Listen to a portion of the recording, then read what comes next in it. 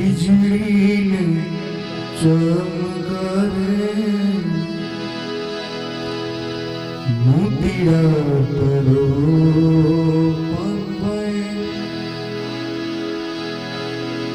અચાનક અંધારા થાશે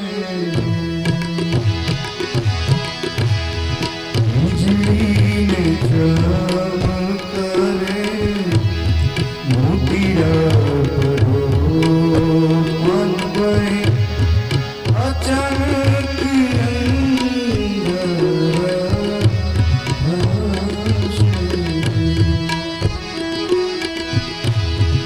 જોતુરે જોતામાં દિવસો વળી ગયા મનભાઈ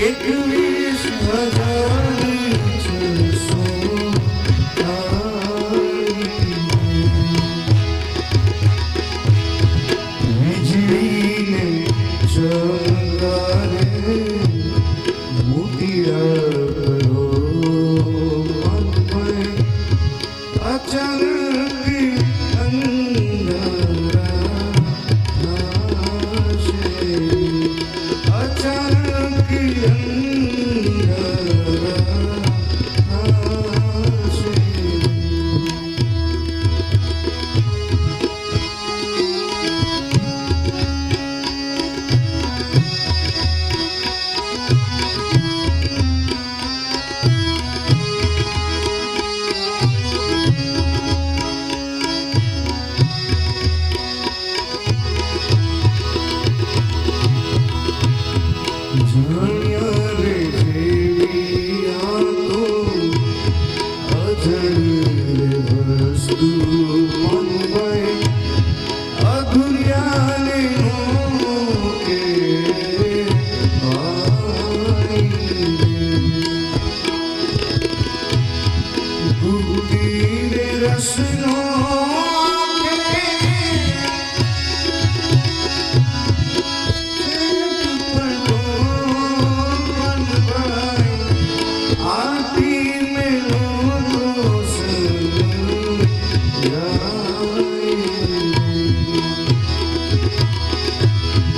વીજળીને ચમકારે મોતીડા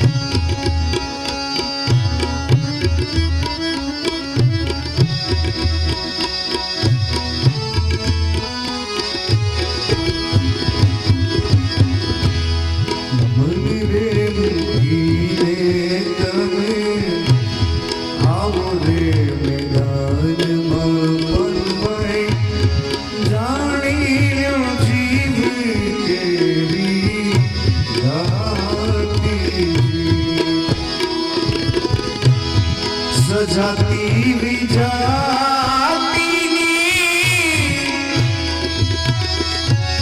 ઝુકતી બતાવું પણ ભાઈ દીધે પડું બીજી વાતીને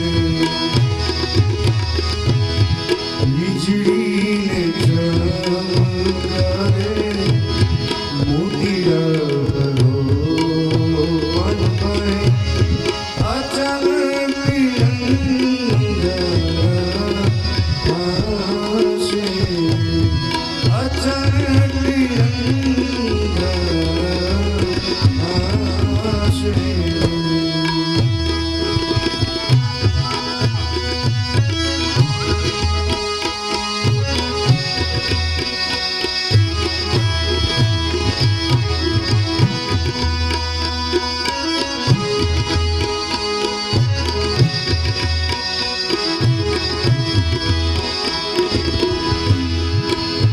રે બ્રહ્મ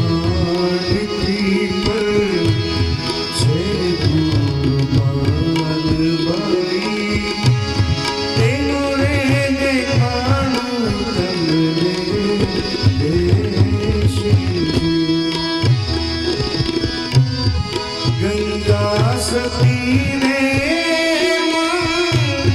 बोलिया रे पान बाई क्या नहीं माया नो जरी दोषी વીજળી ને ચમકારે મોતીડા કરો પાનભાઈ અચાનક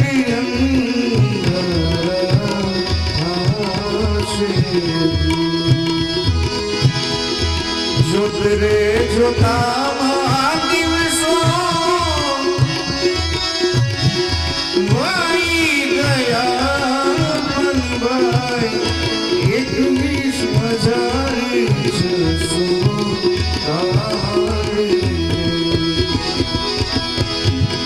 વીજળીને ચમકારે મોતીડા કરો પાનભાઈ અચાનક અંધારા હાશે અચાનક અંધારા હાશે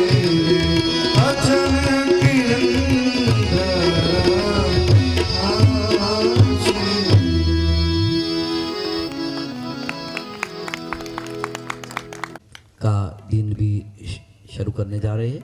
त्यागी जी हमारे साथ आ गए हैं। तो सांदीपनी विद्या मंदिर संकुल द्वारा आयोजित जीवन विद्या शिविर का ये तीसरा दिन सबका स्वागत करते हुए मैं बहुत प्रसन्नता अनुभव कर रहा हूँ। गरम वाटर हीटर्स जो लगे हैं वो सोलर के है, तो उसका जो स्टोरेज का जो टैंक है वो छोटा होता है, तो हम उसका उपयोग थोड़े संतुलन से करेंगे। हाँ, और mike over to Tyagi ji. Hello, हाँ जी, सभी को नमस्कार। बोलो, केम छो? तो थोड़ी सी खुशहाली की शेयरिंग हो जाए। रात में मैंने सुना आपकी गोष्ठियाँ बहुत अच्छी चली, क्या कहना है? बढ़िया रहा? तो रोज़ ये क्रम चलेगा और फिर हम लोग आपस में भी बैठ लेंगे कैसा रहा। तो कल दिन भर को देखें तो 2 मिनट में एक बार लिख डालिए कि व्यक्तिगत रूप में आपकी उपलब्धि क्या रही। कल सुबह से लेके सुबह 8:30 से शाम को 7:30 नहीं 8:30।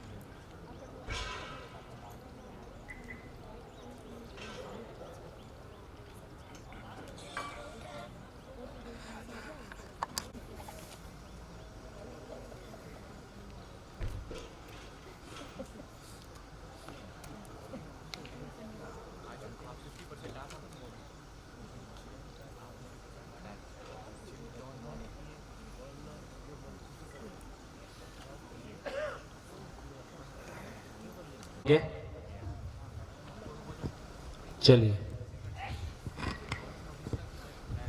1-2 शेयरिंग, 1-2 शेयरिंग।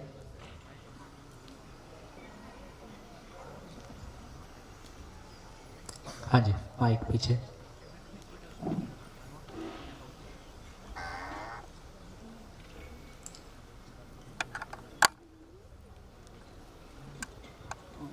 वैसे तो आपने लिख ही दिया है, लेकिन जो मैंने भी यही लिखा है कि कल हमने शुरू किया था कि मूल प्रश्न 2 है, क्यों जीना है और कैसे जीना है। तो क्यों जीना में हमने देखा कि हर एक मानव की हर एक एक्टिविटी हर एक प्रयास सिर्फ सुखी होने के लिए करता है, और सुख भी हमको निरंतर सुख चाहिए। और देखा कि सुख कहाँ से मिलता है, तो जिस चीज़ में हमारी स्वीकृति है वहाँ से हमें सुख मिलता है। और निरंतर सुख के लिए हमें स्वीकृति भी निरंतर करनी होगी, और निरंतर स्वीकृति हमें किस चीज़ के लिए होगी? अगर हम जिंदा रहने के धरातल पर देखें तो स्वीकृति बदलती रहती है, तो निरंतर स्वीकृति हमें व्यवस्था के लिए मिल सकती है। लेकिन ये व्यवस्था को हम कहाँ देखने जाए कि क्या है व्यवस्था? तो हमने व्यवस्था को पहचानने के लिए नेचर में देखा, प्रकृति में देखा, तो हमें वहाँ पर देखा कि हर एक चीज़ एक हारमोनी में है और एक सिस्टम में है, जिसमें एक मानव ही है कि जिसकी कोई निश्चित आचरण नहीं है, कि वो कुछ फिक्स नहीं करता है, जो समझता है वही करता है, बाकी सबका आचरण फिक्स है। तो बस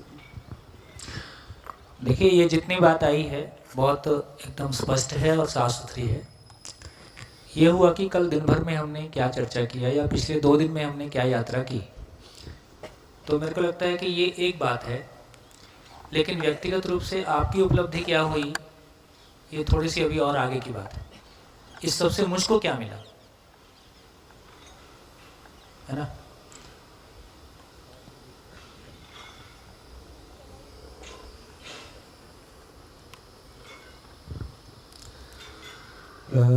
मेरा नाम सुनील मिश्रा है, मैं उत्तर प्रदेश से हूँ। मुझे लगता है व्यक्तिगत रूप से इस बात के ज्ञान में रहना कि हर मनुष्य सुख के लिए सारा काम करता है, ये आभास अगर रहे तो हम स्वयं में सुकृति के भाव में थोड़ा ला सकते हैं अपने आप को। और दूसरा प्रयास ये करें कि अपने विचारों में थोड़ी स्पष्टता हो। तो जब मेरे विचार अपने स्वयं थोड़े स्पष्ट होंगे तो हर मनुष्य का जो व्यवहार रहेगा, व्यवहार करते समय वह सुख के लिए चाहता है, स्वीकृति के भाव में रहता है, मतलब स्वीकृति के भाव में रहना चाहता है। इस बात को अगर करके हम उससे व्यवहार करेंगे तो हमारे स्वयं में शांति ज़्यादा रहेगी या स्वीकृति का भाव रहेगा, तो हम थोड़ा अपने आप को शांत रखेंगे, सुखमय स्थिति में रखेंगे। देखिए, ये जो बात अभी इन्होंने बोला ये बहुत इम्पोर्टेंट है, और पिछले कल विशेष रूप से हमने ध्यान दिया कि मूलतः मेरे भीतर किसी चीज़ का अस्वीकार हो जाना से मेरी प्रॉब्लम शुरू होती है। और इसका ये मतलब नहीं है कि मैं अव्यवस्था को स्वीकार कर लूँ, तो अव्यवस्था अस्वीकार ही होगी। लेकिन इसका मतलब ये है कि अभी एक तरीका ये है कि मैं अपनी कंडीशनिंग के आधार पे देखता हूँ। मैंने अपने बच्चे को, बेटे को या अपने सबॉर्डिनेट को कुछ बोला, उसको फॉलो करना चाहिए, ऐसा मैं मानता हूँ, और उसने फॉलो नहीं किया तो घटना मेरे अनुकूल नहीं घटी। अभी घटना जैसे ही मेरे अनुकूल नहीं घटती है, यहाँ से मेरी अस्वीकृति शुरू हो जाती है। यहाँ तक ठीक है? घटना मेरे अनुकूल नहीं घटी तो मेरी अस्वीकृति शुरू हो गई। अब इसको स्वीकृति में कैसे बदलें?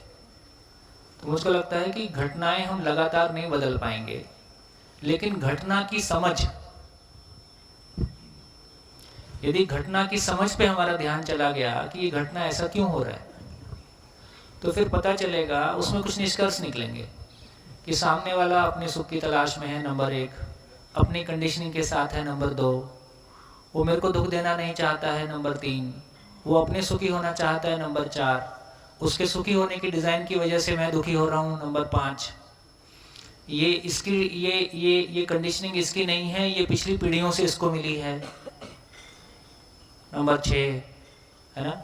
तो जब मेरा सोचने का फैलाव इस दिशा में जाएगा तो उसकी एक्टिविटी मेरे को हर्ट करने की बजाय एक एक्टिविटी के रूप में दिखाई देगी, और इसको कैसे संभाला जाए एक दिन में नहीं होगा, हो सकता है 10 साल लगेगा।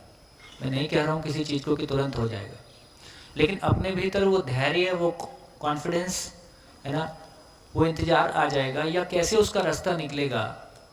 रिएक्शन करने की बजाय मैं रिस्पॉन्ड करना शुरू करूँगा, तो घटनाएं मेरे अनुकूल या प्रतिकूल हैं, इससे मैं सुखी दुखी होता हूँ।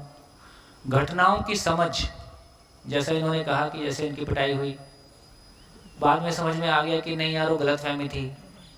मान लो कोरोना में बिजनेस में घाटा हो गया, कोरोना में बिजनेस में घाटा हो गया और अपने को ये स्वीकार हो जाए कि नहीं भाई ये मेरा ही नहीं है, सभी का है, और कोई बात नहीं, बाकी कोई चीज़ें हमको, यदि मानव भी हमारी कंसिडरेशन में है तो अपनों के साथ रहने का मौका मिला।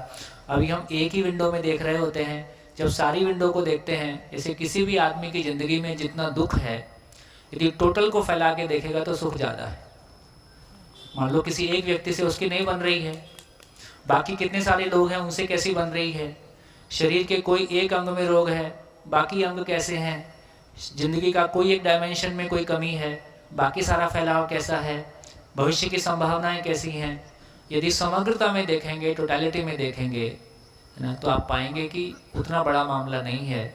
जैसे ही अपने को थोड़ा सा ये स्वीकार होता है कि उतना बड़ा मामला नहीं है, जो कुछ भी हो रहा है उसके पीछे कोई बैकग्राउंड है, तो हम उसके ऊपर हमारा थॉट प्रोसेस काम करना शुरू करेगा, तो हम रिएक्ट करने की बजाय रिस्पॉन्ड करने की तरफ जाएंगे और धीरे से रास्ते निकाल लेंगे। तो मेरे को लगता है कि ये जो अपने में सोचने की मशीन है, इसको हम काम में लेने की बजाय इसको हम लगातार प्रतिक्रिया में लगा दे रहे हैं। मेरे साथ ही होना था, मेरे साथ ही क्यों होता, मेरी किस्मत खराब थी, पिछले जन्म में कुछ किया होगा, इनका बुरा हो। अब हो गया चालू, बढ़िया।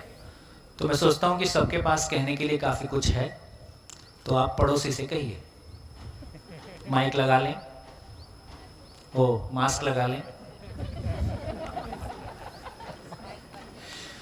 मास्क लगा लें और दोनों शेयर करें। ऐसा ना हो एक ही जन शेयर करता रहे, दूसरा सुनता रहे। 2 मिनट के लिए एक जन शेयर करे, फिर एक जन रुक जाए, फिर दूसरे को अवसर दे, है ना। हम अपने पड़ोसी से अपनी सारी शेयरिंग करें। कल की उपलब्धि आपके लिए क्या रही, कोई चीज़ नहीं समझ में आई या कन्फ्यूज़न है, उसको भी आप शेयर कर दें और मेरे लायक होगा तो मुझ तक पहुंचा दें।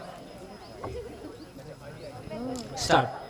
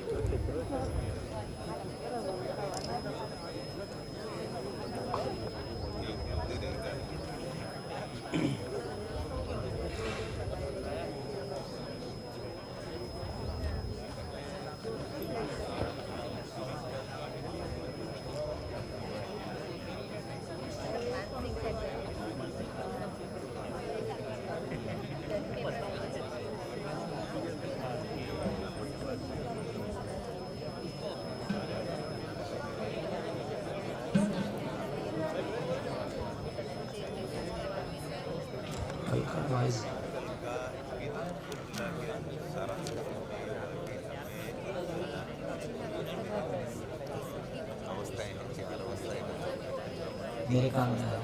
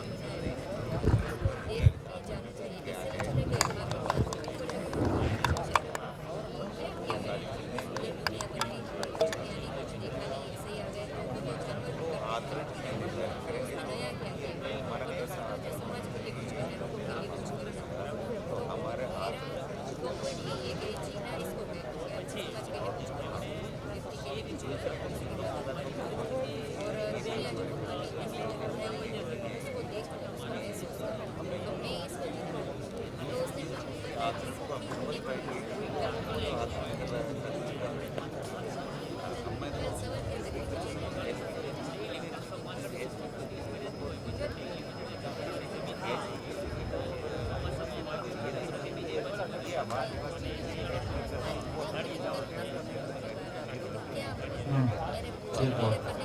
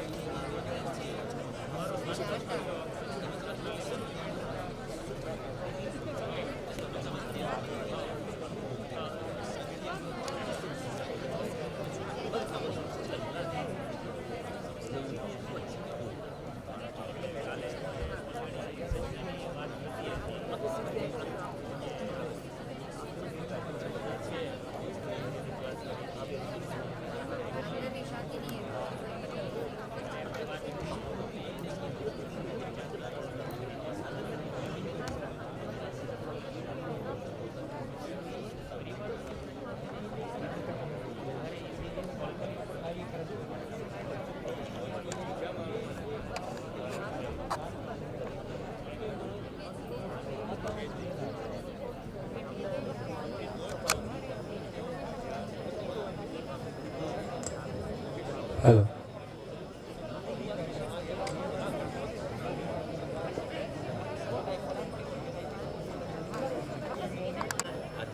हेलो। हाँ जी, सभी को नमस्कार।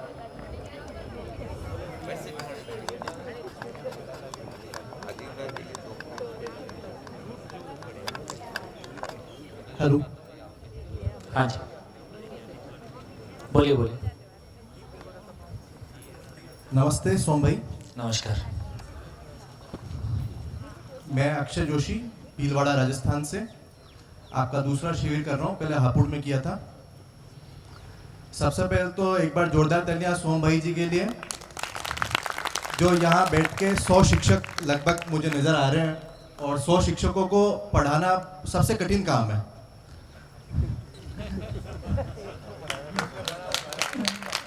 क्योंकि शिक्षक सुनते नहीं है किसी की भी। हमको ऐसा लगता है कि हम तो पहले से ही अगर कोई परीक्षा क्लियर करके गए हैं तो भरे हुए गए हैं वहाँ पर, और सब कुछ हमको आता है।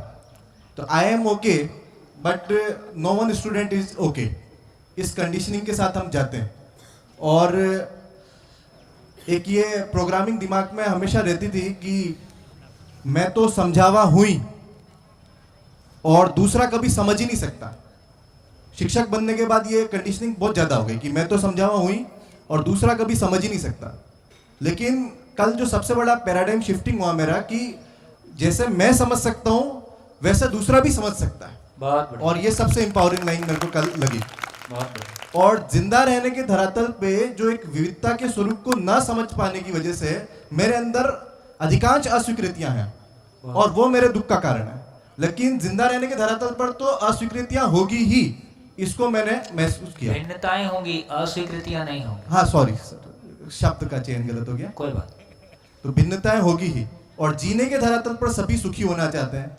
तो इसके बाद मैंने आज सुबह एक काम किया कि जैसे अधिकांश मैं विद्यालय में पढ़ाता हूँ, तो उसमें किस किस के साथ मेरा थोड़ा कुछ समय से ठीक नहीं चल रहा है, तो उसमें 2 फॉर्मूले लागू किए, और पता चला कि सबके साथ ठीक चलने भी लग गया मेरे अंदर से। तो कि एक तो जिसके पास जो होगा वो बांटेगा ही, और ये भी ऐसा सब कुछ करके सुखी होना चाहते हैं।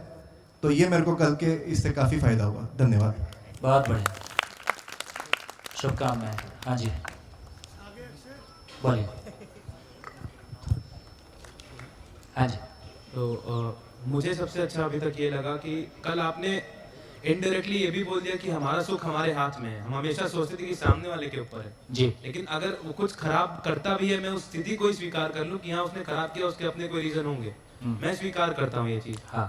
तो ऑटोमेटिकली मेरे अंदर अगर दुख था वो कम हो गया, नहीं तो मैं खुद सुखी हो गया पहले से, कि मैंने एक्सेप्ट कर लिया भले ही सिचुएशन खराब है, उस चीज को एक्सेप्ट कर लिया। मतलब हमारी खुशी हमारे हाथ में। हम हमेशा सोचते थे कि कहीं बाहर है, जो 4 विषय आपने बताए उनमें है, या कहीं और है। हमेशा ये समझ में आया कि हमेशा हमारे हाथ में है। बोलो बोलो वडीलो, बोलो। गुड बेटा, इस एज में इतनी बात पकड़ में आ जाए ना तो नैया पार। ये तो बुढ़ापे तक अपन दूसरों को दोष दे रहे हैं, तुम्हारी वजह से मैं दुखी हूँ, तुम्हारी वजह से ऐसा हो रहा है। गुड। हाँ जी। आपने पहले दिन बोला था कि मानव समाज में मतलब कोई भी प्रॉब्लम है तो व्यवहार में है वो प्रॉब्लम, और हम जो भी कार्य करते हैं वो वस्तु के लिए करते हैं। तो ये मैंने ये चीज तय की है कि अब जो भी काम करें तो हम उतनी समानता में हो कि हमें पता हो कि प्रॉब्लम व्यवहार में है या वस्तु में, और उस चीज को लेकर हम अपना कार्य करें। किसी भी प्रॉब्लम व्यवहार में है तो वस्तु के लिए काम ना करें।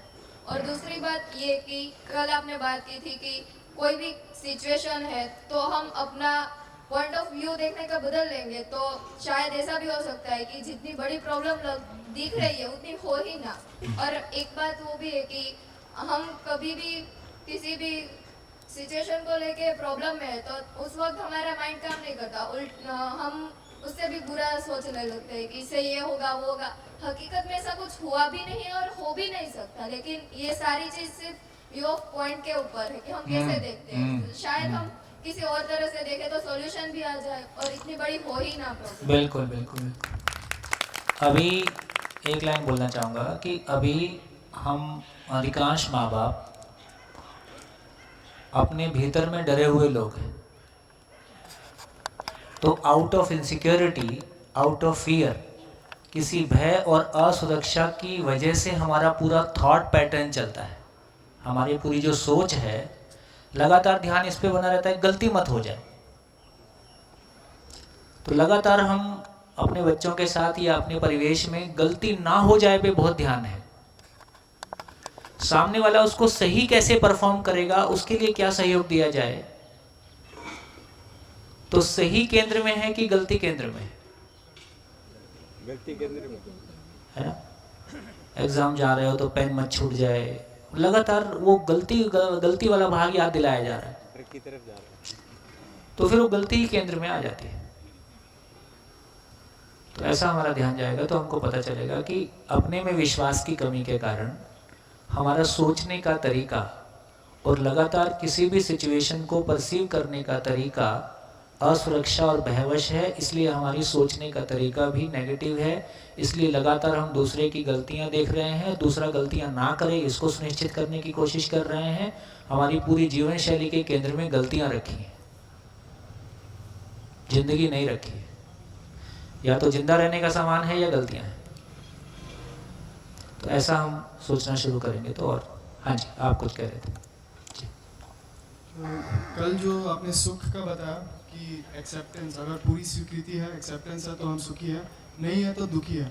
तो और बीच में है तो समझौता है। बीच में समझौता है। तो कल मैंने खुद के अंदर के थॉट्स और सब कुछ ऑब्जर्व किया। बहुत बढ़िया। तो बचपन से लेकर अभी तक जो मोस्ट ऑफ द टाइम था वो ना तो पूरा सुख था ना तो पूरा दुख था। इट वॉज समझौता, कन्फ्लिक्ट। माइंड में हर पल हर मोमेंट एक कन्फ्लिक्ट ही चलता है और उसी के चलते हम पीसफुल नहीं रह पाते हैं। और जिस दिन अगर एक मोमेंट का पूरा एक्सेप्टेंस मिल जाए, हो जाए और वो कंटिन्यू हो तो मैं सुखी हो जाऊंगा। हाँ, देखिए इसीलिए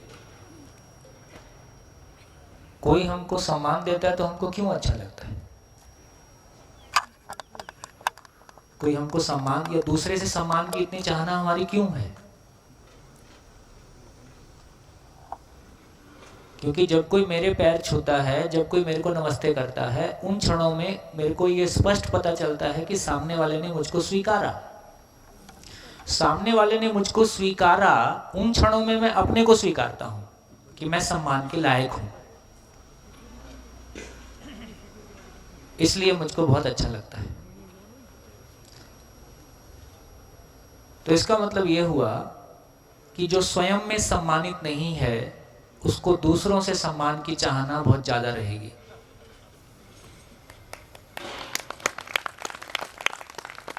जो स्वयं में सम्मानित है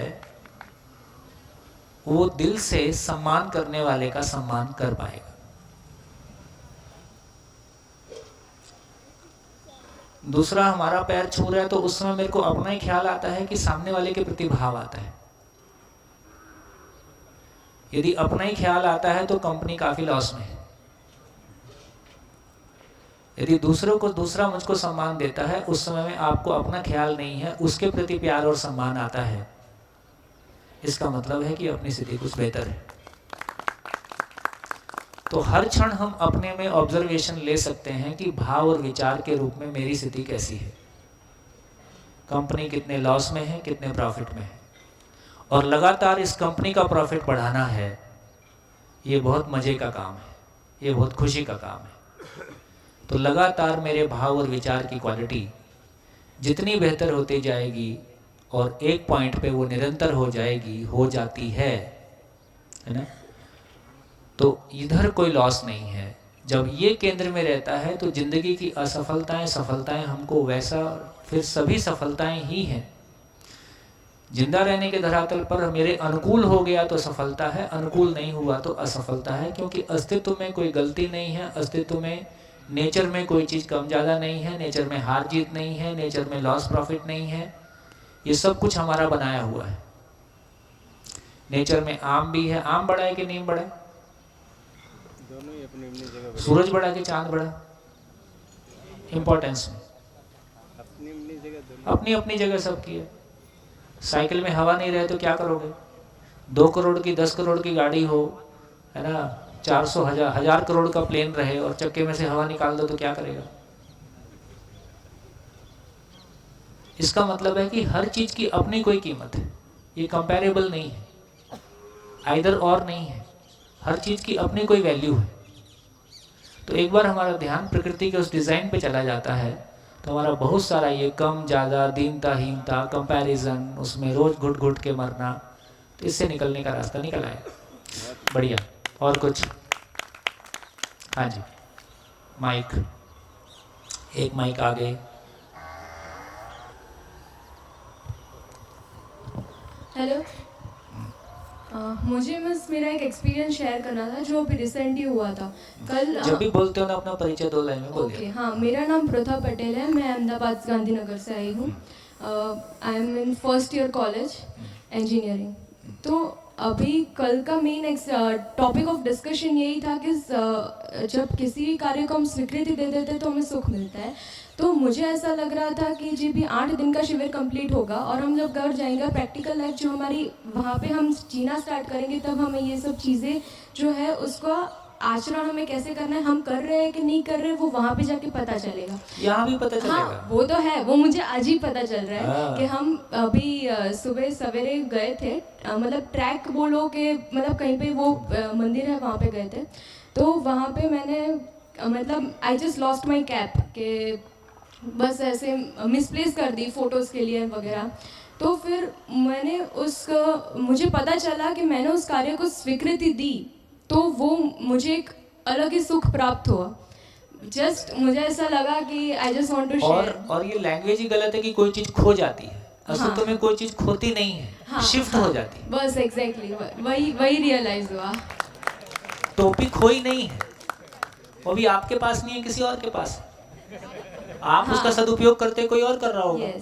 उसको तो धन्यवाद। वही बात का सुख मिला, तो मतलब अच्छा लगा कि आज एक्सपीरियंस करने को मिला। मैं किसी भी परिस्थिति को हैंडल कर पाया, ये भी एक सुख। हाँ, यस। है ना? मतलब यूजुअली पहले क्या होता था, जब किसी चीज़ से मुझे अटैचमेंट होता था तो मतलब उसको खोने का दुख इतना रहता था मुझे। बट अभी इतना चेंज मेरे में आया है कि मैं इतनी एक्सेप्ट कर पाती हूँ उस चीज़ को।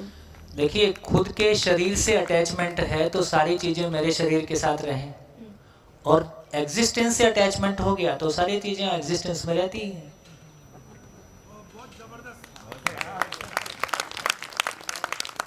क्या फर्क पड़ता है? तो इतना कोई पैनिक, जिंदगी में अधिकांश चीजें पैनिक करने वाली नहीं है। अच्छा सर, इसको थोड़ा और पूरा कर दूं।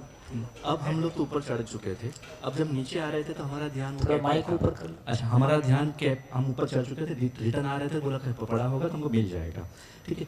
हम आए, हमारा ध्यान इतना नहीं था, किसी ने सामने से बोला आप क्या ढूंढ रहे हो, ठीक है। जो जगह पर हमने छोड़ा था हम तो वहाँ देख ही नहीं रहे थे, वहाँ पे 2 लोग खड़े हुए थे, उसने सामने से बोला कि आप क्या ढूंढ रहे हो, तो हमने बोला हमारा कैब। उसने बोला अभी ही हमारे साथ एक जो यात्री जा रहा था उसके पास ऊपर है। यात्री नहीं थे, जो यहाँ पे उठा के लोग कंधे पे लेके जाते हैं वो लोग उनके पास है। उन्होंने चिल्लाया कि बोला कि तुम कैप दे दो। अब वो काफ़ी ऊपर तक चला गया था, हमने बोला कि अब हमें कैप नहीं चाहिए, उनको बोलो कि वो पहन ले। हम लोग ने बोल दिया है कि वही पहने अभी। बहुत बढ़िया। हाँ जी, हो गया भैया। हाँ। सम्मान वाली बात पे कुछ मैं शेयर करना चाहता हूँ। मेरा भतीजा है 10 साल का और खूब सवाल पूछता है, और चूँकि मैं PhD कर रहा हूँ, थोड़ा बहुत पढ़ लिख भी लिए, तो सवालों के जवाब आपसे सुना था कि बच्चा जो पूछे उसके सवालों के जवाब देते जाओ तो अपने आप ही आगे बढ़ेगा। तो उसको उसके सवालों के जवाब मिलते हैं और मैं देखता हूँ कि वो मेरा सम्मान कर रहा है, लेकिन मुझे अपने आप में ये फील लग रहा है कि मैं अभी इस लायक नहीं हूँ कि वो मेरा सम्मान करे, क्योंकि मुझे अपने आप में अभी ऐसा लग रहा है कि कुछ खाली है अंदर। क्योंकि जो गैप है वो दूसरे को हमारा गैप दिखे ना दिखे, हमको तो दिखता ही है। और जिसको अपना गैप देखना आ गया फिर उसको दूसरों के गैप दिखाई नहीं देंगे।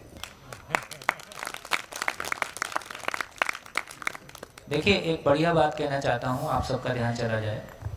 अक्सर हम ये कहते हैं कि खुद को एक्सप्लोर करो, अपने पे ध्यान दो, समझो, और हमारा विचार हमेशा बाहर चलता है। तो एक बार जिस व्यक्ति को अपने में अपने भाव और विचार की जर्नी को बेहतर करने का मज़ा आना शुरू हो गया, उसका मन इसमें थोड़ा लग गया और अपने अंदर से कमिटमेंट आता है कि मेरी कमाई मेरी सही अर्थों में तो मेरी कमाई पैसा नहीं है।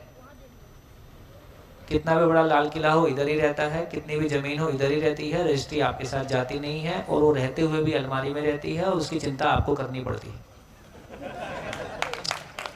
है ना।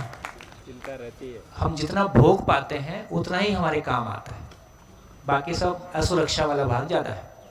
तो मेरी एक्चुअल कमाई तो वो है जो हर क्षण मेरे लिए सुखदायी है। तो एक बार ये ध्यान चला गया तो मेरे को मेरे गैप और जोर से दिखाई देते हैं। यदि मेरे को अपने गैप दिखाई देने लगे हैं और उसको भरने का तरीका भी दिखाई देने लगा है, तो मैक्सिमम टाइम मैं अपने साथ बना रहता हूँ, मैं अपने साथ बात करता हूँ। तो मैक्सिमम टाइम अपने साथ बना रहता हूँ, अपने साथ बात करता हूँ, धीरे ये हैबिट में आ जाता है। फिर बाय डिफ़ॉल्ट आप अपने साथ बने रहते हो, आपको प्रयास नहीं करना पड़ता है। जैसे बाय डिफ़ॉल्ट हमको किसी दूसरे की चुगली का विचार आते ही रहता है, ये भी आदत है, क्योंकि आपने ऐसी आदत डाली।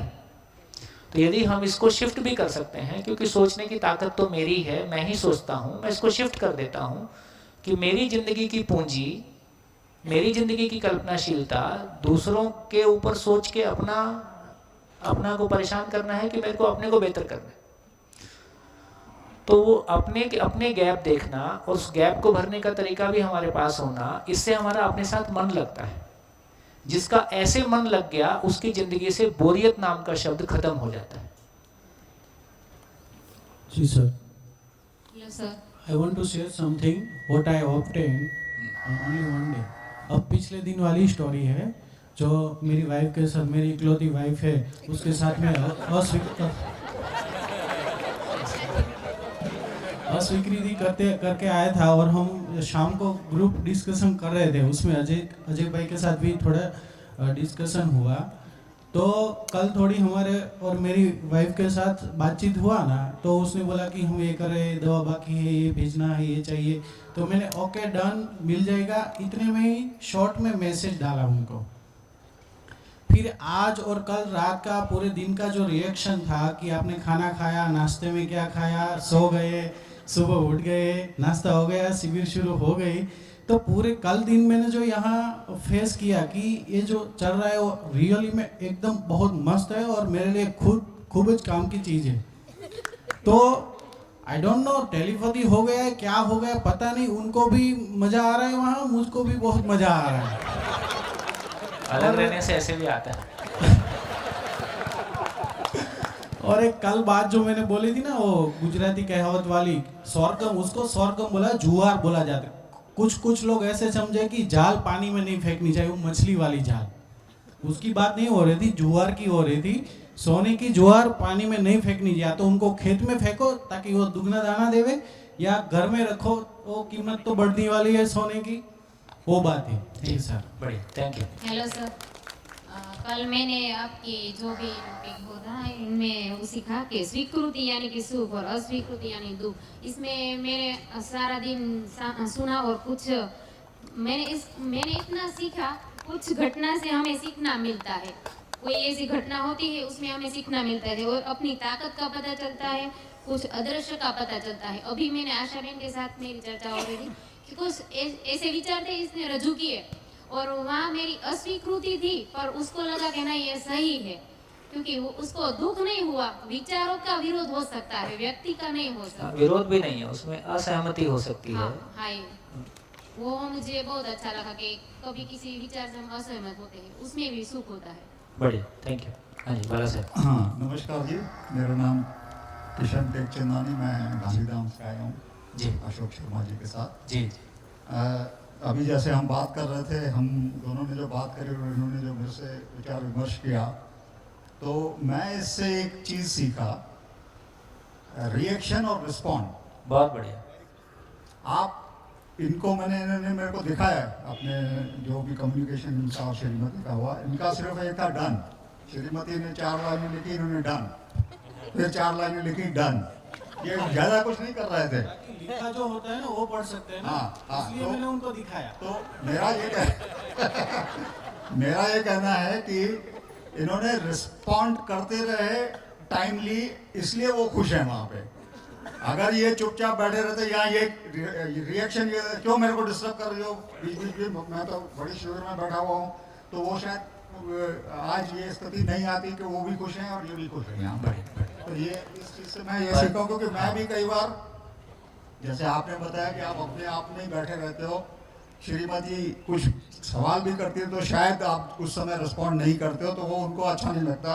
हमारी श्रीमती की ये शिकायत है मेरे से कि हम रिस्पॉन्ड नहीं करते, तो अब हम ये कोशिश करेंगे कि समय समय पे रिस्पॉन्ड करते हैं।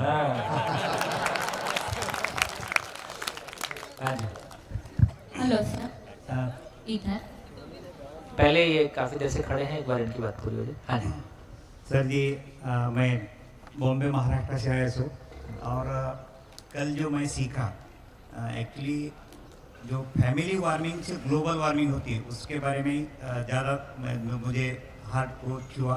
यानी कि फैमिली में जो भी हमारे असंवेदनाएं चलती है, एक दूसरों को नहीं पहचानना, एक दूसरों से ये कोऑपरेशन नहीं करना। यहाँ आने के पहले मेरे मिसेस को मैंने एक स्कूल कॉलेज ला के दिए सो और खुद के लिए एक अकेला ला के रखे सो, यानी कि जाने के बाद मैं खोलूँगा ऐसा मेरा प्लान था। क्यों कि जो मेरे विचारों से वो नहीं चल रहा ऐसा मुझे लग रहा। तो कोऑपरेशन, द्वेष, मत्सर घर से स्कूल में चला जाता है, स्कूल से ग्लोबल में जाता है, इसलिए ग्लोबल वार्मिंग होती है। जो आपका जो विचार है उससे मैं थोड़ा चिंतन किया। ठीक है सर, थैंक यू। जी थैंक यू। Hello sir. हाँ जी, मेरा नाम नरेश। एक मिनट पहले इनका। हाँ जी, हाँ जी, बोलिए बोलिए, आप बोलिए। મેં કાલે જોયું સર કે પોતાના ઉપર નિર્ભર રહેવાનું એમ, બીજાના ઉપર નિર્ભર થઈ જાય છે ને ત્યારે જ બધી દુઃખની પરિસ્થિતિ સામે આવે છે. કારણ કે આપણે આપણા વિશે વિચારતા જ નથી.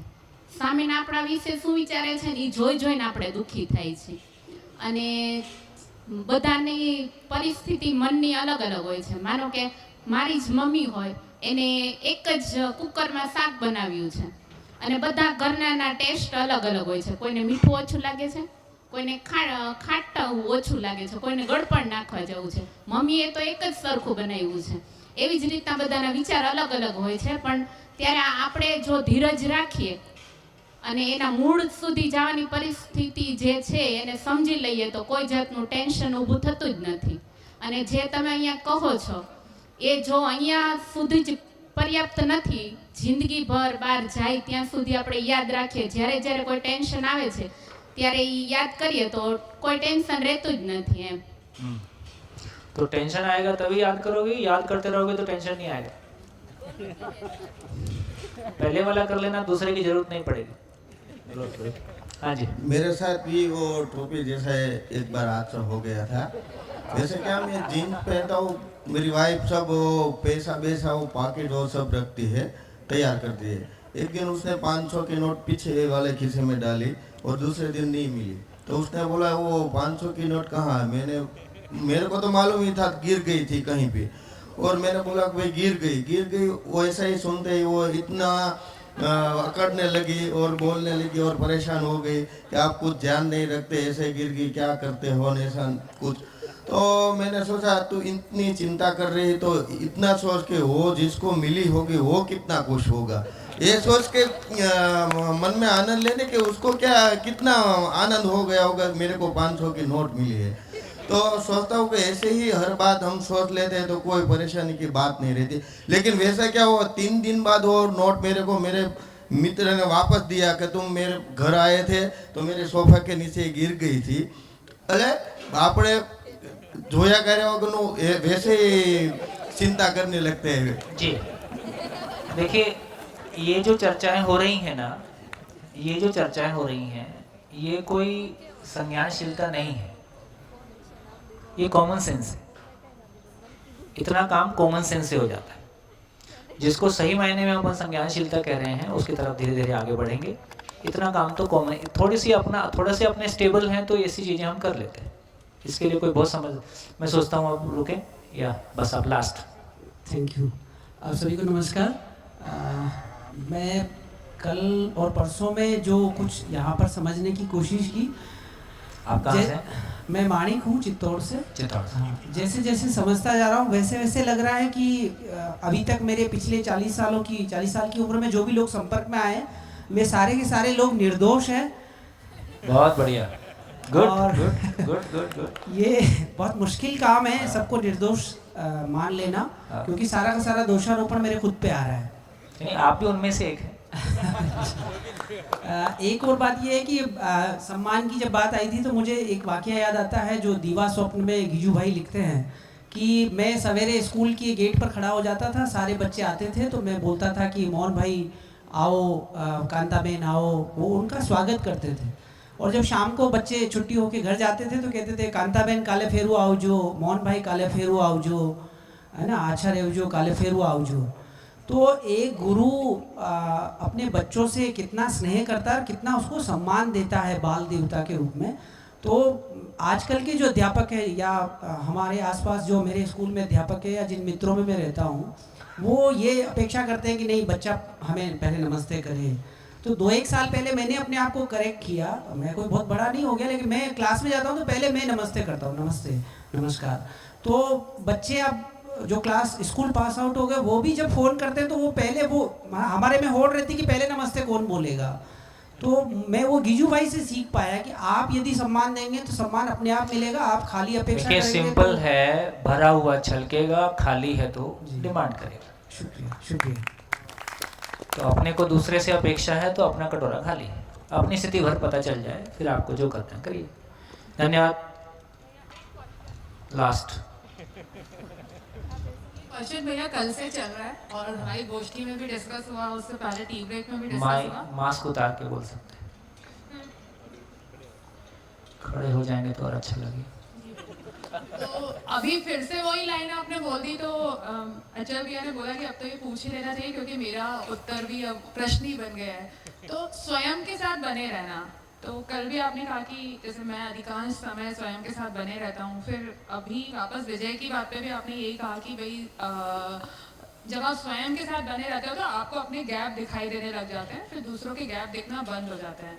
तो स्वयं के साथ बने रहना का कल जब हमारा डिस्कशन हो रहा था तो मैं वो बता देती हूँ आपको, उसमें जो गैप हो उसे आप फिल करिएगा कि भाई अपने भाव और विचार का लगातार स्वनिरीक्षण करते रहना कि हमारे भाव और विचार क्या व्यवस्था के संदर्भ में सही चल रहे हैं या गलत चल रहे हैं। बस इतना ही है, इतना ही काम है। हाँ, व्यवस्था की क्लैरिटी हमारी पूरी हो जाए, अभी वो नहीं है। अभी जिसको हम व्यवस्था बोल रहे हैं वो अव्यवस्था है या वो व्यवस्था नहीं है। तो अभी थोड़ी सी इस पर बात भी करेंगे। जितनी आपने बात कही है उसमें एक भी शब्द ठीक करने की जरूरत नहीं है, केवल व्यवस्था का स्वरूप, व्यवस्था की डिज़ाइन के बारे में हमारा कंप्लीट इंफॉर्मेशन और प्रोसेसिंग हमारी हो जाए। आईना ठीक हो जाए, अब आईना ही अधूरा है तो उसमें क्या दिखाई देगा। बढ़िया, नमस्कार। चलिए आगे बढ़ते हैं। तो जो बात अभी, क्या नाम है आपका? ज्योति। तो ज्योति बहन ने जहाँ तक डिस्कशन को लाया, मेरे को लगता है हम यहीं से शुरू करेंगे। तो मूल बात यह है कि जब हम सुख की परिभाषा को कह रहे हैं, कि स्वीकृति व्यवस्था के लिए है और व्यवस्था को समझना सुख है, व्यवस्था में जीना सुख है। कल व्यवस्था को समझने का काम हमने शुरू किया। अभी यदि हम निष्कर्ष की तरफ चलें तो कल हमने व्यवस्था को समझा तो व्यवस्था का क्या मतलब था।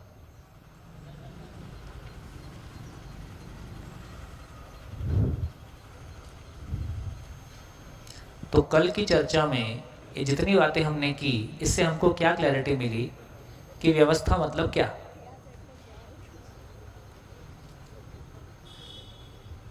कल हमने कहा कि प्रकृति में व्यवस्था है। पॉइंट नंबर 1, प्रकृति अपने आप में व्यवस्थित है कि अव्यवस्थित है। तो प्रकृति में व्यवस्था है, हार्मनी है, ये कल हमने देखा। प्रकृति में हार्मनी है और क्या क्या है, और क्या क्या चीज पे हमारा ध्यान चला गया। तो एक बार लिख डालिए, अपनी कॉपी में लिख डालिए। कल ये पूरे चार्ट को चर्चा करते समय आपके ध्यान में क्या क्या आया कि नेचर में व्यवस्था का स्वरूप कैसा है। व्यवस्था बोलने से नेचर में हमारा क्या चीजों पे ध्यान गया, एक बार लिख डालिए।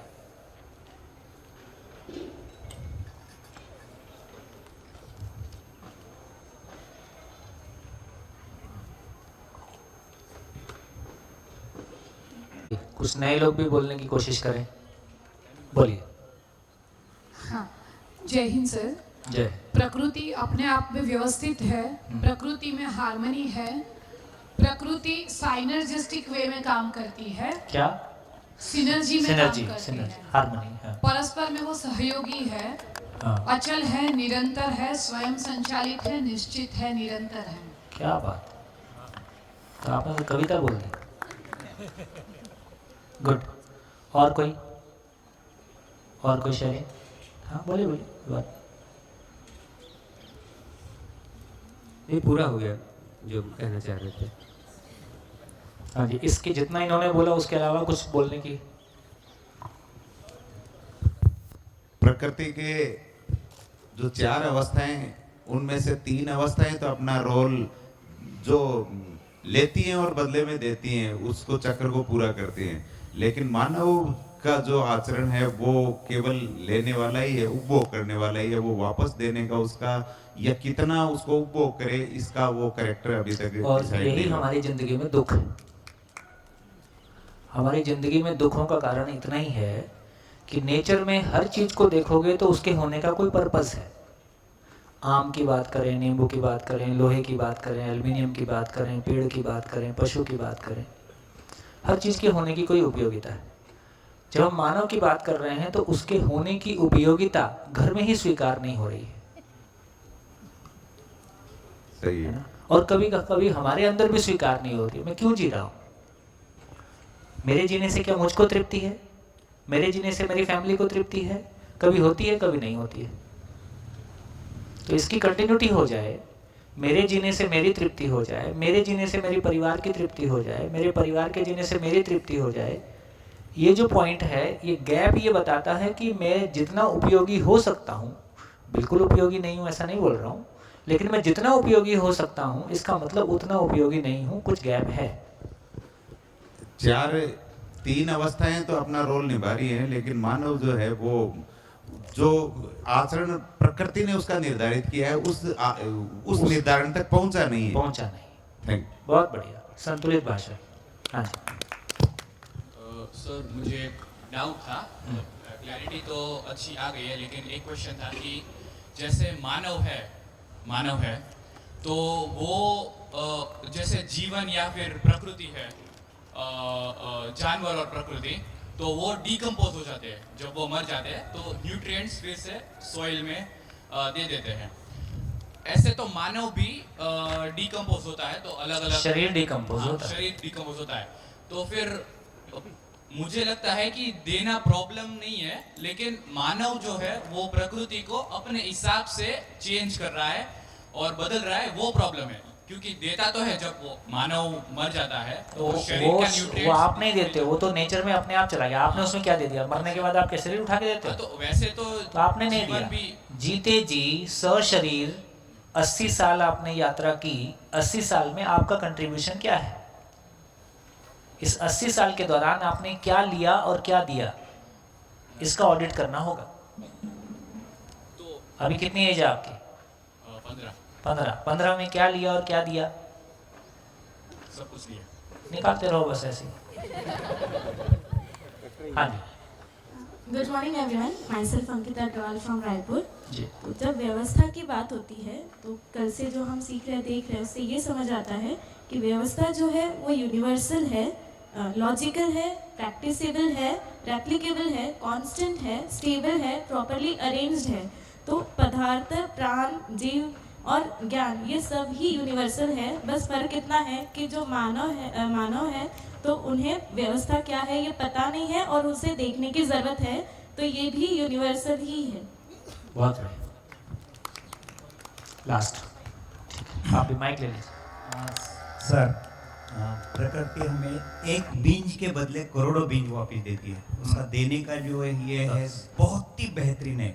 और कोई सबसे ईमानदार ऑफिसर या कुछ भी है, हम जितना सैलरी लेते हैं उतना ही 100% काम करते हैं, उतना ही, ज़्यादा नहीं देते। हाँ, ज़्यादा देना इन्हें प्रकृति का सबसे बढ़िया नियम है। बस तो इतना ही है। जिस व्यक्ति के मन में ये भाव रहता है कि मैं जो कंज्यूम कर रहा हूँ उससे कहीं ज़्यादा मैं डिलीवर करता हूँ, है ना, जितना मैंने लिया है उसकी तुलना में मैंने बहुत ज़्यादा दिया है, ये हमारी तृप्ति की जगह है। लेने वाला सम्मान पाता है कि देने वाला सम्मान पाता है? देने वाला सम्मान पाता है। तो मैं अपने आप को लेने वाला फील करता हूँ कि देने वाला फील करता हूँ? प्रकृति में जो 3 अवस्था है, वो 3 अवस्था की जो व्यवस्था है, वो व्यवस्था वो मतलब भाई ने कहा कि देता है वृक्ष, एक उदाहरण के तौर पर, वो देता नहीं हो तो उसका प्रकृति में ही है, वो तो हम वैल्यू जजमेंट कर रहे हैं। हाँ, it is we that we value जज। कोई बात नहीं। नंबर 2, एक बहन ने बोला कि वो स्वयं संचालित है, तो ये स्वयं संचालित है क्या, ये 3 अवस्था है? हाँ, कैसा लगता है आपको? मुझे तो लगता है कि कोई ऑर्डर में कोई नियंत्रक कोई है ऊपर बैठा है। आई थिंक सो, बिकॉज व्यवस्था है तो व्यवस्थापक भी होगा। हाँ, यही तो है। सर देखिए, इसको बनाए रखिएगा।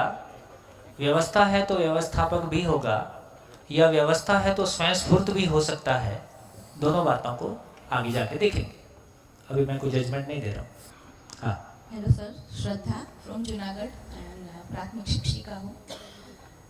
ये एक्चुअली जो ये व्यवस्था का स्ट्रक्चर है ना, वो हमारे प्राथमिक कक्षा में आता है बच्चों को पढ़ाने में, बट इतना मूल तक तो हम भी नहीं गए थे, जो डीप में जो कल सीखा यहाँ से।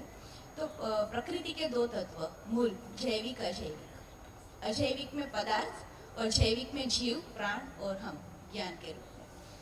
तो पदार्थ है, जीव है और प्राण है, तीनों इसमें इतनी ही प्रॉब्लम है कि तीनों अपना अस्तित्व बनाए जैविक और अजैविक के अलावा भी तीसरा है और चौथा भी है। वो अपनी कंसिडरेशन में नहीं आता। अजैविक में पदार्थ और जैविक में जीव, प्राण और मानव। हाँ। तो पदार्थ तो मानव जो है जैविक, केवल जैविक नहीं है। मानव का शरीर जैविक है, शरीर जैविक है, लेकिन जो मन है उसको अलग है। वो तो अलग ही है, क्योंकि हम जीते तो साइंस में हम, रहते हैं। हाँ, साइंस में हम वो कंसिडरेशन अभी हम जिंदा ही है, इसलिए मैं यहाँ रखूंगा। कोई बात। तो हम ये जो 3 तत्व है वो अपना अस्तित्व बनाए रखे हैं। क्यों बनाए रखे हैं? क्योंकि वो लेन देन की प्रक्रिया में शामिल है, लेते हैं, देते बाय हैं। नेचर। हाँ, बाय नेचर। बट मानव क्यों शामिल नहीं है? अपना अस्तित्व क्यों बनाए नहीं रखा है? क्योंकि उसको अगर अपना अस्तित्व बनाए रखना है तो उसे समझ से, भाव से, विचार से समृद्ध होना होगा। गुड, ये सीखा। बढ़िया बढ़िया बढ़िया बढ़िया बढ़िया। मैं चलाऊं कि तुम ही चलाओ? जो रिस्पांस आ रहा है वो बहुत काबिल तारीफ है। पूरी सभा के लिए जोरदार तालियां। लेकिन कंटेंट भी आगे बढ़ा दूं तो मेरे को लग रहा है उपयोगी रहेगा। आप बढ़िया चल रहे हैं, आपकी तरफ से कोई कमी नहीं, तो इसको पूरा कर देते हैं। काफ़ी सारी बातें आ गई हैं। तो एक तो ये समझ में आया कि प्रकृति में व्यवस्था है, प्रकृति में पूरकता उपयोगिता है। इसको टेक्निकली पूरकता उपयोगिता है। इसका क्या मतलब हुआ? पूरे नेचर को देखेंगे तो पूरे नेचर का डिजाइन ऐसा है कि हर इकाई स्वयं में व्यवस्था है। व्यवस्था है कि किसने बनाई, कैसे बनी, अभी उस पर चर्चा नहीं कर रहे। हर इकाई स्वयं में व्यवस्था है और समग्र व्यवस्था, ऑर्डर एज ए होल, समग्र व्यवस्था में भागीदार है। हर इकाई स्वयं में व्यवस्था है। जैसे एक एटॉमिक पार्टिकल अपने आप में व्यवस्था है और एक मॉलिक्यूल के रूप में दूसरे एटम्स के साथ मिलकर मॉलिक्यूल फॉर्म करता है। एक सेल अपने आप में व्यवस्था है, दूसरे सेल के साथ मिलकर टिश्यू फॉर्म करता है। एक धरती अपने आप में व्यवस्था है, दूसरे प्लैनेट के साथ में मिलकर सोलर सिस्टम फॉर्म करता है। इसी तरह से इस हॉल में भी हम देखें, एक कैमरा है, एक लाइट है, एक कुर्सी है, टेबल है, तमाम चीज़ें हैं, लेकिन ये सब मिलके किसी एक व्यवस्था का अंग हैं, किसी एक व्यवस्था को फॉर्म करते हैं। हमारे शरीर में किडनी है, लंग्स हैं, हार्ट है और बहुत सारी चीज़ें हैं, लेकिन सब मिलके किसी एक व्यवस्था को फॉर्म करते हैं। इससे हमको ये समझ में आता है हर इकाई स्वयं में व्यवस्था है।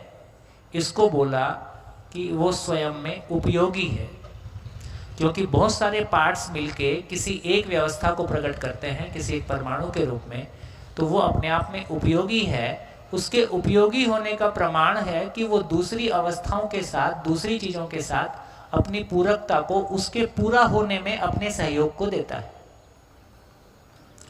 जैसे एक एटम मॉलिक्यूल के होने में अपने सहयोग को देता है, एक सेल किसी टिश्यू के होने में अपने सहयोग को देता है, वो टिश्यू के लिए सेल पूरक है।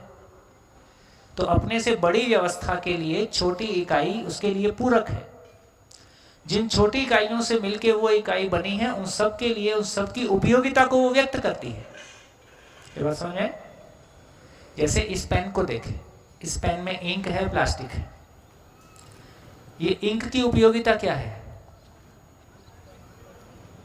तो स्याही की इंक की उपयोगिता लिखना है ना, लेकिन उस स्याही की उपयोगिता कब सिद्ध हुई? जब वो पेन की फॉर्म में आया। ये प्लास्टिक की उपयोगिता सिद्ध हुई जब वो पेन की फॉर्म में आया। तो पेन अपने आप में उपयोगी है क्योंकि वो प्लास्टिक और इंक की उपयोगिता को सिद्ध करने के अर्थ में है। ये पेन पूरक है किस अर्थ में? क्योंकि जब इस पे बोर्ड पे लिखा जाता है तो ये हमारे समझने के लिए एक साधन हो जाता है।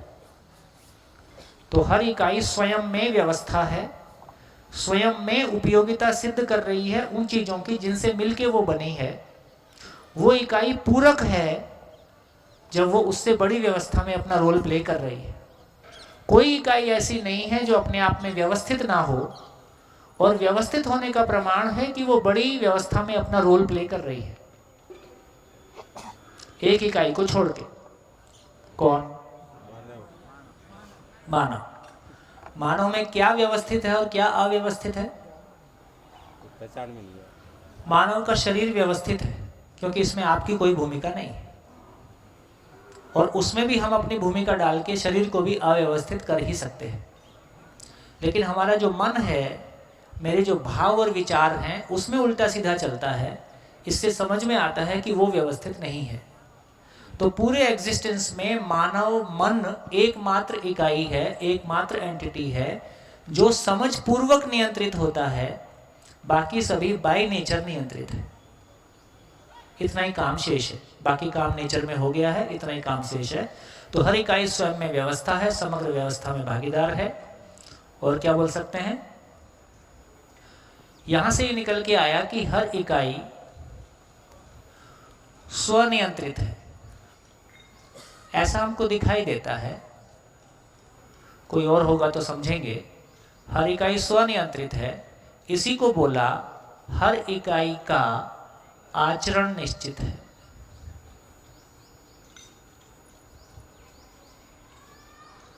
और क्या बोल सकते हैं? और क्या बोलते हैं? वो क्या बोले? सेल्फ सस्टेन्ड है। और क्या? निरंतर है। क्या लिखूं?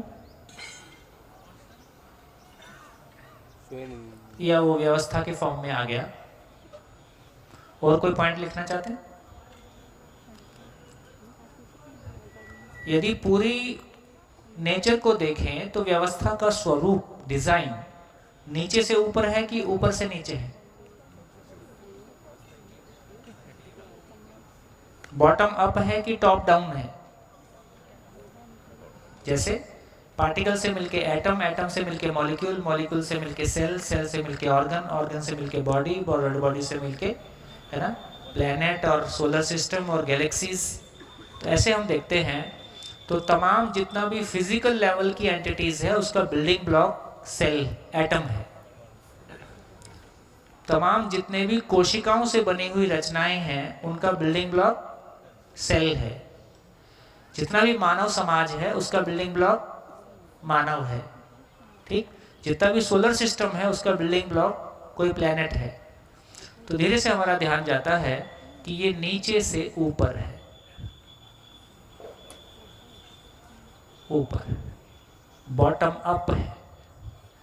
व्यवस्था का डिजाइन बॉटम अप है।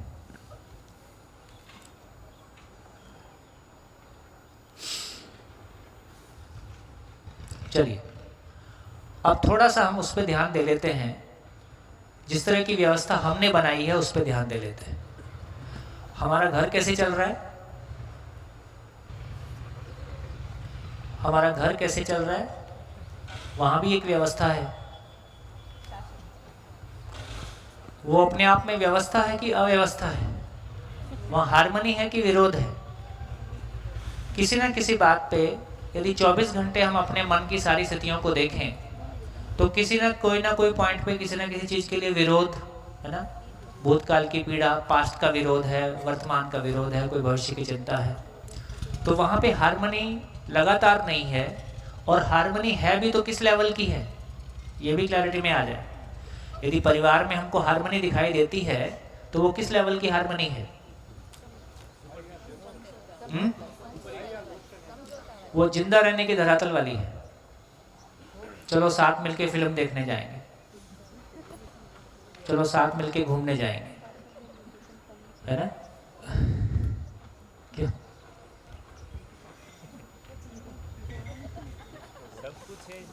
है? क्या हुआ? क्या? माइक दीजिए।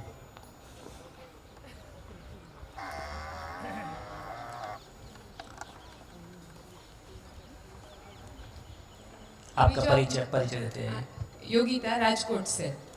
तो हम लोग सब साथ में आए हैं और राजकोट हम लोग सब मिलके हर वीक में 2 बार देखते हैं और लाइव तो सब पहली बार कर रहे हैं, अभी तक यूट्यूब से ही देखते थे। तो फिर हम जब भी ऐसा मतलब बोल रहे मैं जब भी कभी कमेंट करती थी कि हम लोग अभी हमको ऐसा लगता है कि हम साथ साथ हैं, पर कहाँ साथ साथ हैं? तो चलो मिलके फिल्म देखते हैं, चलो मिलके बाहर जाते हैं, चलो मिलके घूमने जाते हैं। तो हमारा साथ साथ होना भोगने के लिए है, जीना तो अभी बाकी है और उसका पता भी नहीं है कि जीना है क्या। तो इसलिए मुझे हंसी आ रही थी कि मैं बार बार यही डायलॉग बोलती थी घर में, जब बोल चलो मिलके साथ मूवी देखने जाते हैं। तो हमारा साथ साथ होना कहाँ है और कहाँ साथ साथ होना नहीं है, वो गैप है ना, उस गैप को आइडेंटिफाई नहीं कर पाते थे। देखिए, मेरे को लगता है कि योगिता बहन का परिचय आप में के बीच में इस रूप में भी हो जाए, जो थोड़ा सा आपने काम किया उसको शेयर कर दो। अच्छा काम किया है इन्होंने, क्या करती थी और अभी क्या कर रही है? मैं राजकोट आत्मीय इंजीनियरिंग कॉलेज है, उसमें इलेक्ट्रॉनिक्स इंजीनियरिंग में प्रोफेसर थी। मैंने 17 साल वहाँ पर जॉब किया और अभी 2 साल से छोड़ दिया जॉब। 2 साल से अभी मैं घर पे ही हूँ, पर घर पे काम करती हूँ। क्या काम करती हूँ? पहले वो जॉब वाला काम करती थी, अभी मैं क्या कर रही हूँ कि जैसे कॉलेज में जो वहाँ पर हम लोगों ने आत्मीय यूनिवर्सिटी में जीवन विद्या का क्लास शुरू किया है कि वीक में 1 बार या 2 बार हम लोग क्लास करते हैं। तो जॉब छोड़ने के बाद मैं जीवन विद्या का क्लास लेने के लिए कॉलेज जाती थी, पर सिर्फ इस क्लास को लेती थी, टेक्निकल सब्जेक्ट्स अब नहीं लेती मैं। और जब से ये लॉकडाउन है तब से तो मैं गई नहीं हूँ, पर ऑनलाइन हम लोग का चलता है। फिर वो तो ठीक है, कॉलेज का पार्ट है। घर में भी मैंने ऐसा किया था कि मेरे कुछ दोस्त लोग हैं जो सब लोग मेरे साथ में आए हैं, हम लोग सब साथ में आए, तो हम लोगों ने मिलके वहाँ पर यूट्यूब से वीडियो देखना शुरू किया था। और पहले हम लोग वीडियो देख के शुरू किया था, फिर धीरे धीरे उसको डिस्कशन के फॉर्म में हमने कन्वर्ट किया और सब लोग हस्बैंड वाइफ बच्चे जितने भी मतलब आना चाहते हैं सब लोग हम लोग मिलके साथ में करते हैं। और वीक में 2 बार तो हम लोग मिलते हैं, 8 से 12, 1, 2, मतलब एक स्पेल में हम लोग 5-6 घंटा बैठते हैं। और दूसरा ये हो गया है कि अब हम लोग जब भी मिलते हैं तो हमारे डिस्कशन का पॉइंट जो पहले था उससे पूरा शिफ्ट होके अब यही वाला हो गया है। और इस बार इन सबको लाने के लिए मुझे कन्विंस नहीं करना पड़ा, मैंने बोला कि शिविर है और सब लोग मतलब रेडी हो गए। थोड़ा बहुत बच्चों को थोड़ा मोटिवेट करना पड़ा, ये सब जो बच्चे साथ में हैं, पर उनका क्वेश्चन क्योंकि उन लोगों ने ये पूरा शिविर बार बार किया है तो उनके पास क्वेश्चन भी इतने बन रहे हैं कि हमारा ये स्पेसिफिक क्वेश्चन है। बहुत बढ़िया।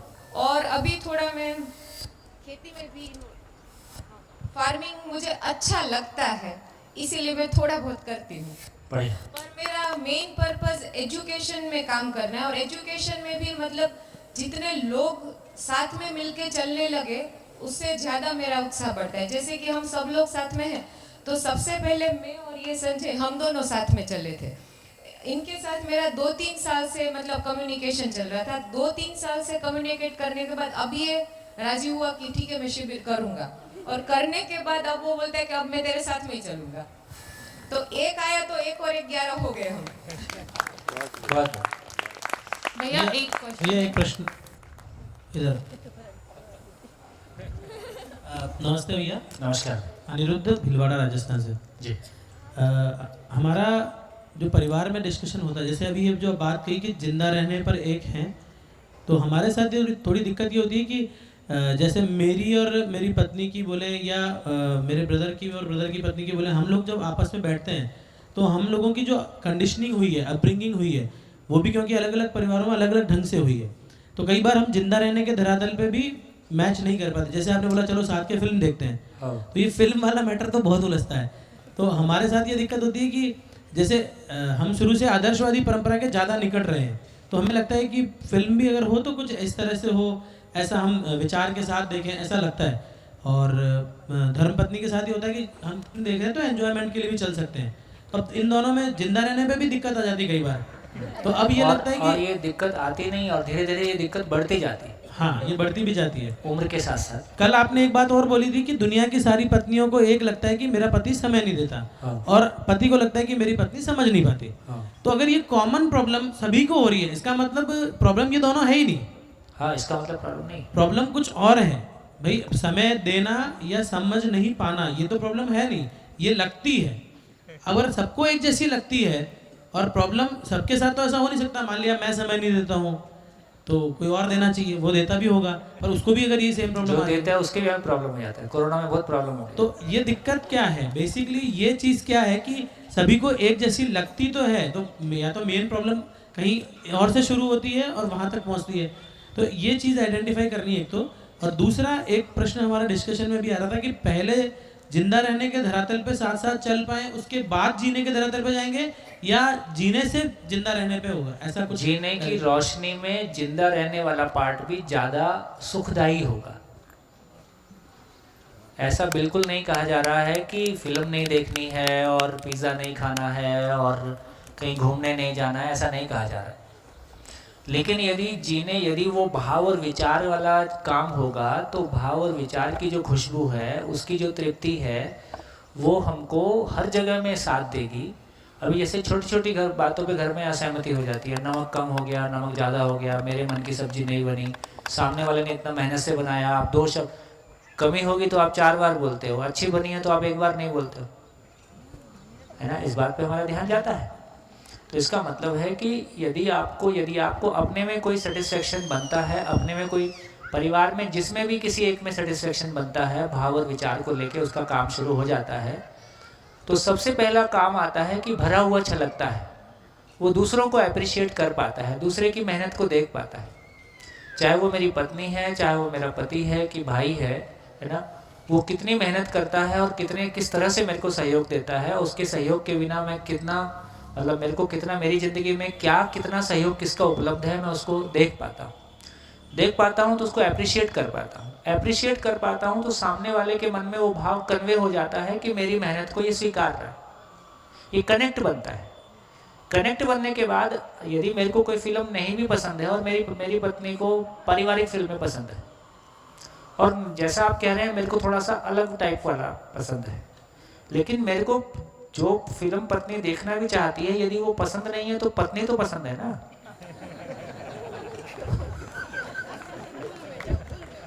तो मैं इसलिए उसकी फिल्म देख लेता हूँ, उसमें क्या दिक्कत है। कौन मेरा 3 घंटे में मैं वो नहीं करूँगा तो कौन मेरा संसार निकला जा रहा है। तो जिसको मैं प्यार करता हूँ उसकी खुशी के लिए मैं सोचता हूँ कि यहाँ आदरणीय नागराज जी का एक बढ़िया मेरे को बात याद आ रही है, वो मैं आपसे शेयर कर देता हूँ। आदरणीय नागराज जी का इकलौता पोता, हम लोग अमरकंटक में थे और किसी बात के डिस्कशन के लिए गए थे।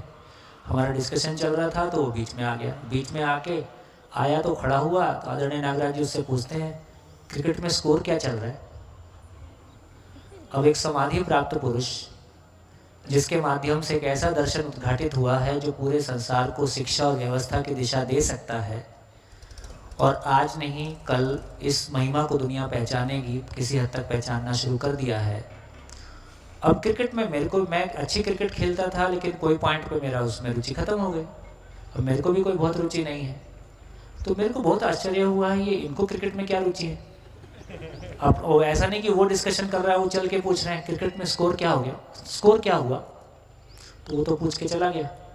तो मैं पूछा उनको आपको क्रिकेट में रुचि कैसे है। बोले क्रिकेट में रुचि नहीं है, पोते में रुचि है।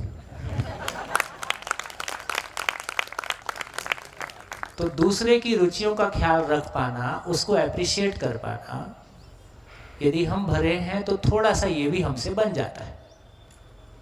कैसा रहेगा अमृत भाई। तो एक तरफा अपने ही चलाएंगे ये नहीं पड़ता है।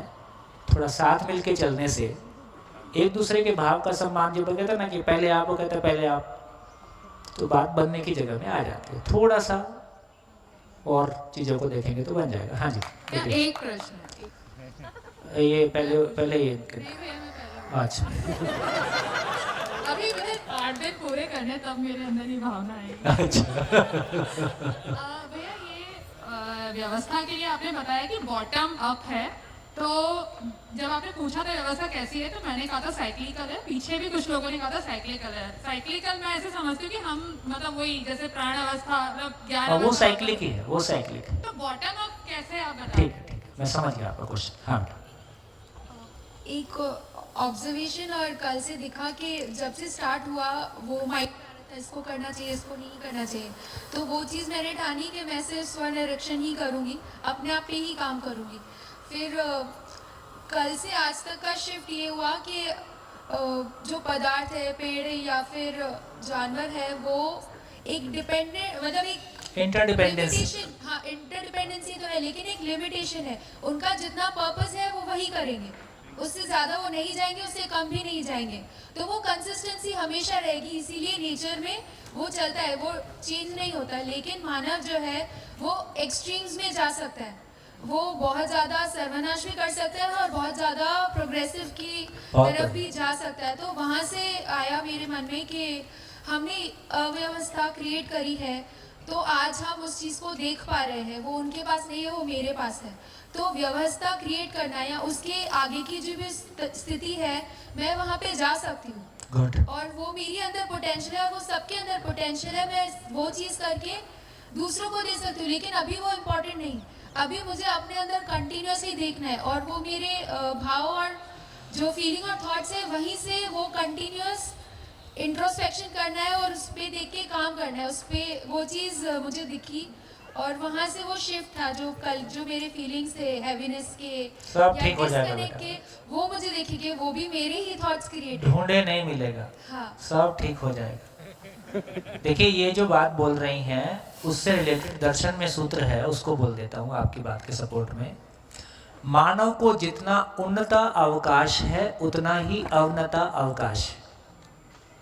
उन्नता अवकाश मतलब ऊंचे उठने का स्पेस, और अवनता अवकाश मतलब नीचे गिरने का स्पेस। तो मानव पशु से बदतर हो सकता है और देवता से महान हो सकता है।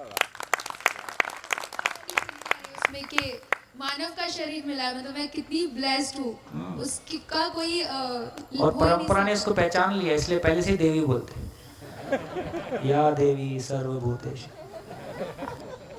हाँ जी सर, ये थोड़ा सा कॉन्टेक्स्ट से अलग है। आपने याद करा दिया एक बहुत बड़ा मंत्र, इसलिए मैं शेयर कर रहा हूँ सबके साथ। एक बहुत बड़ी घटना हो जाएगी। मैं ट्रैफिक मैनेजमेंट में 12 साल काम कर चुका हूँ विदेश में, ब्रिटेन में। इसलिए आपने जो एक मंत्र याद कराया, पहले आप। मित्रों, जब भी हम ड्राइविंग करें, रोड पर हो, ड्राइविंग न भी करते हो, एज ए रोड यूजर, अगर ये मंत्र अब हम मन में रख ले, रोड पर पैर रखते ही कि पहले आप, विश्व की सारी मार्ग दुर्घटनाएं टल सकती है। ये मैं मेरे 12 साल के एक्सपीरियंस से कह सकता हूँ।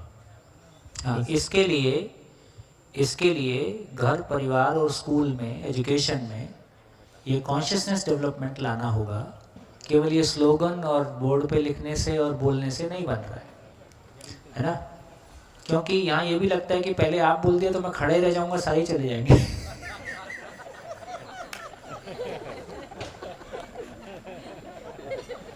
और लोग ये भी कहते जाएंगे पागल है।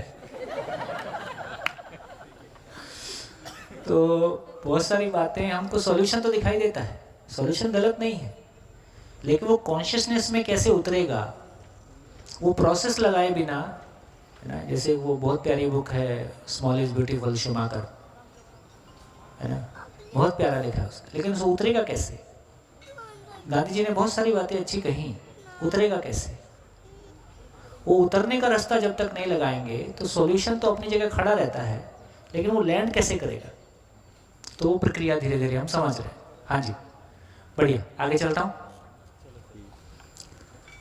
चलो, तो हम यहाँ पहुँचे कि अभी हर इकाई ये उपयोगिता पूरकता नहीं है, कहीं ना कहीं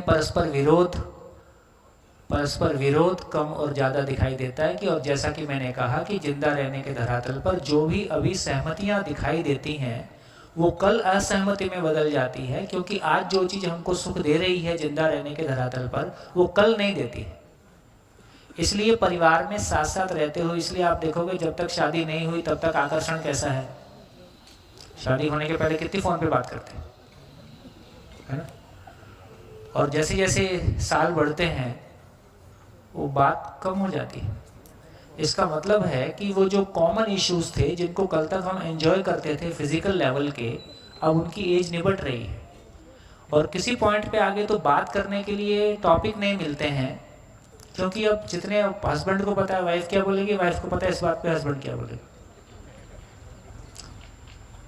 टॉपिक खत्म हो जा रहे हैं। क्यों टॉपिक खत्म हो रहा है? क्योंकि जिंदा रहने के जितनी चीज़ें थी सबकी एज खत्म हो गई है। अधिकांश चीज़ें निपट जाती हैं। खाने पीने पे अब कितनी बात करोगे, फिल्मों पे कितनी बात करोगे, राजनीति पे कितनी बात करोगे, एक समय के बाद मन उससे पूरा हो जाता है। तो इसका मतलब है कि ज़िंदगी पे ही लगातार बात हो सकती है, भाव और विचार की क्वालिटी और उसके एक्सप्रेशन पे लगातार बात हो सकती है। तो ये कहीं ना कहीं परस्पर विरोध में जाता है, ये स्वयं में अव्यवस्थित है।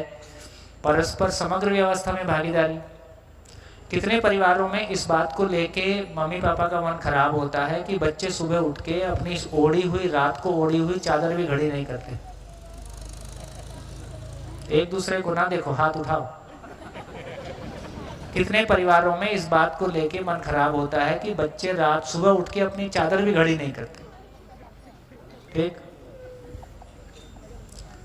अब ये व्यवस्था उसको अभी घर बच्चों के लिए ऐसे जैसे होटल में आए हों। ठीक, अब क्या करें? अब जो है सो है, जहाँ अच्छी है वहाँ अच्छी बात है, लेकिन जब ये देखते हैं तो फिर वो परिवार में भागे। इसमें बच्चों की गलती है कि हमारी गलती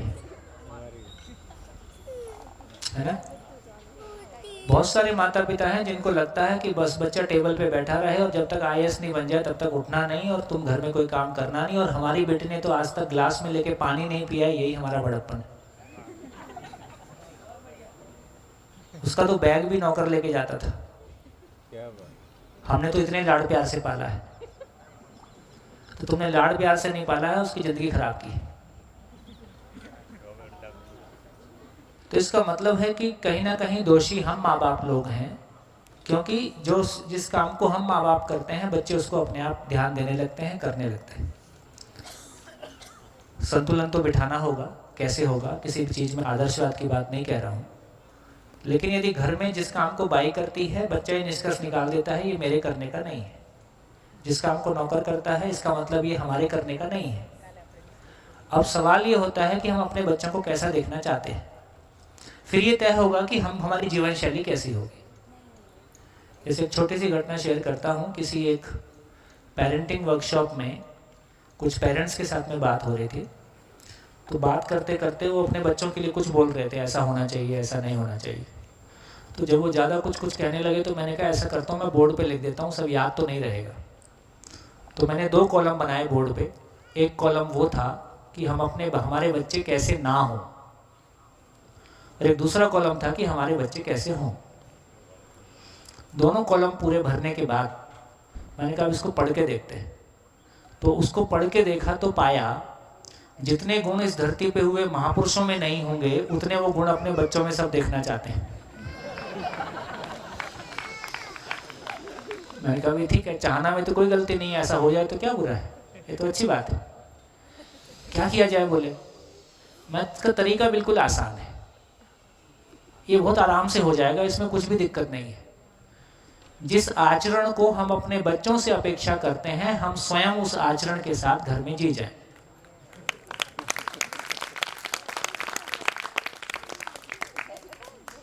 उसके बाद सभा समाप्त हो गई।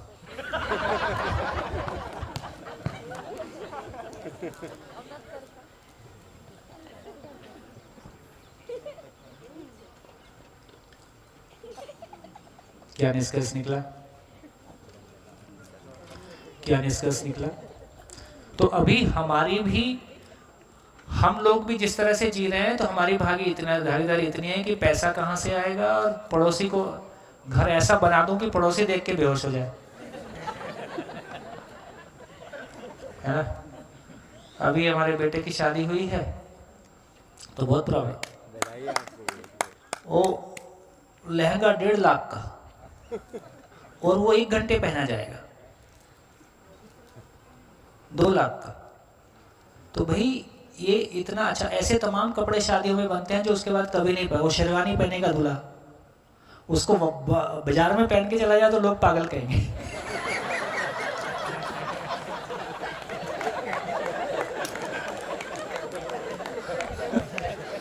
आप सबने, जो लोग न्यूली मैरिड हैं उन्होंने शादियां की होंगी, तो आपने जो शेरवानी पहनी थी उसको लेके एक दिन सब्जी लेने चले जाना। सब्जी वाला सब्जी नहीं देगा भाई साहब, और कुत्ते पीछे पड़ गए तो अलग है।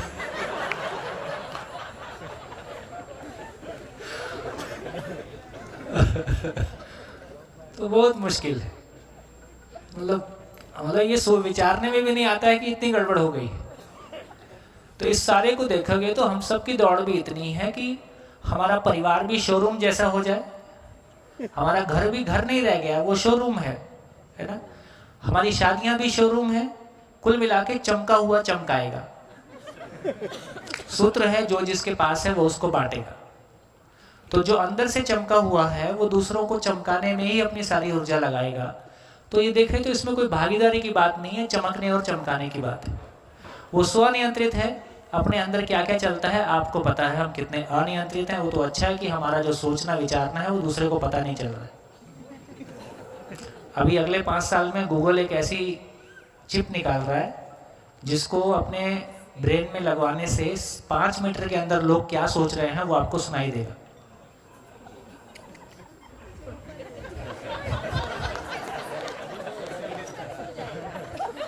तो सोशल डिस्टेंसिंग अपने आप बनी रहे। और हस्बैंड वाइफ क्या करेंगे, एक कमरे में सोए नहीं।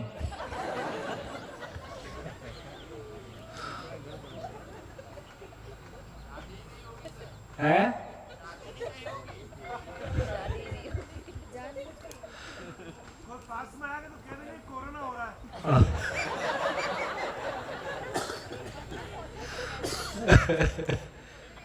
तो बॉटम अप का मतलब है, बॉटम अप को लेके हम बात कर रहे थे। तो जो नेचर में साइकिलें हैं वो तो साइक्लिक है, इसमें कोई दिक्कत नहीं है। लेकिन हम एक समझने की दृष्टि से कह रहे थे कि परिवार हमारा कैसे चलता है। तो इसको हम क्या बोलें, इसको हम व्यवस्था बोलें कि शासन बोलें। शासन का मतलब है कि या तो भय से या प्रलोभन से, लालच से या आस्था से हम दूसरे को नियंत्रित करना चाहते हैं, इसका नाम शासन है। और शासन का मतलब है कि ये ऊपर से नीचे है, इस सेंस में लिखा है।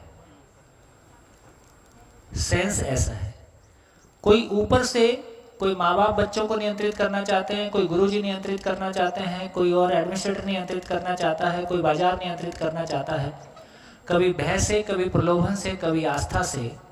ये स्वनियंत्रण है, इसकी चर्चा आगे करेंगे। तो मानव की गरिमा क्या है, वो स्वनियंत्रित रहे कि पर नियंत्रित रहे,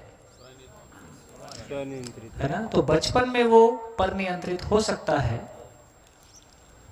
बचपन में भी क्यों पर नियंत्रित हो, यदि घर में समझदारी का वातावरण है तो माँ बाप को बार बार कहने की जरूरत नहीं है कि ये करो, हमको ये करो और ये ना करो, वही कहना पड़ता है जो घर में हो रहा होता है। एक डिस्कशन चल रहा था कभी एक सम्मेलन में, तो रात को जब गोष्ठियां होती हैं जैसे आप लोग की हो रही हैं, तो लोग फिर पर्सनल प्रॉब्लम उसमें काफ़ी शेयर करते हैं। तो एक माँ ने कहा कि मेरा बच्चा टीवी बहुत देखता है और वो टीवी नहीं छोड़ता है और बहुत प्रॉब्लम। तो उस पर करीब 1 घंटे अलग अलग व्यूज़ आते रहे। हमारी धर्मपत्नी थोड़ा कम बोलती हैं, पूछने से ही बोलती हैं। तो किसने बोला, दीदी आप भी कुछ बोल दो। तो दीदी बोली कि टीवी कौन लाया था।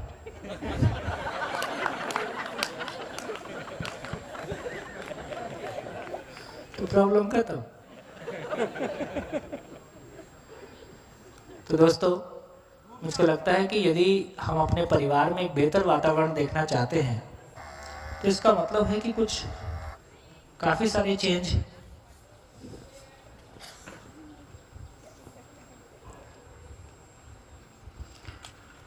चेंज हमारे एक मित्र हैं जो एक IAS एकेडमी कोचिंग वगैरह चलाते हैं। उन्होंने जब ये शिविर किया तो उन्होंने अपने घर में चेंज किया। उनके घर में बच्चा हुआ तो उन्होंने किया कि 3 साल तक बच्चा हमको मोबाइल से बात करते हुए मत देखे। तो घर में जब कॉल आती है तो लैंडलाइन पे ट्रांसफ़र अपने आप हो जाती है, या कम से कम वो मोबाइल यूज़ भी करें तो कॉल अटेंड करें और कॉल रख दें। ये जो उंगली चलती है ऐसे ऐसे, यदि बच्चे के सामने ये उंगली चलती है तो उसको दिखता है कि कोई बढ़िया, उसके साथ उसका कनेक्ट बनता है। आप क्या कर रहे हो मोबाइल से उस पर डिपेंड करता है। तो इसका मतलब है कि मोबाइल हम लाए थे, टीवी हम लाए थे, जिंदा रहने का सामान हमने इकट्ठा किया है, और जितना वो देखेगा उसको ही सच्चाई स्वीकारता है। तो हम अपने बच्चों में क्या देखना चाहते हैं, जो अपने बच्चों में देखना चाहते हैं वो हमारी जिंदगी में है कि नहीं है। हमारी जिंदगी में नहीं है तो बच्चों में नहीं आए, और हमारी जिंदगी में है इसके बावजूद भी ना आए, ऐसा भी हो सकता है क्योंकि पड़ोस के प्रभाव भी हैं, वातावरण के प्रभाव भी हैं, तो केवल घर का ही मामला नहीं है। तो इस सेंस में हमारा ध्यान जाता है तो ये समझ में आता है कि अभी हम व्यवस्था में हैं कि शासन में हैं। शासन, देखिए हम शब्द यूज करते हैं शासन व्यवस्था, ये एक शब्द जैसा यूज होता है। अब शासन व्यवस्था का क्या मतलब है? व्यवस्था का मतलब है कि सब कुछ हार्मनी में आ जाए। शासन उसका तरीका है, तो क्या शासन के तरीके से चीजें व्यवस्थित हो सकती हैं? नहीं हो सकती। तो शासन अपने आप में एक असफल चीज है, शासन काम नहीं करेगा।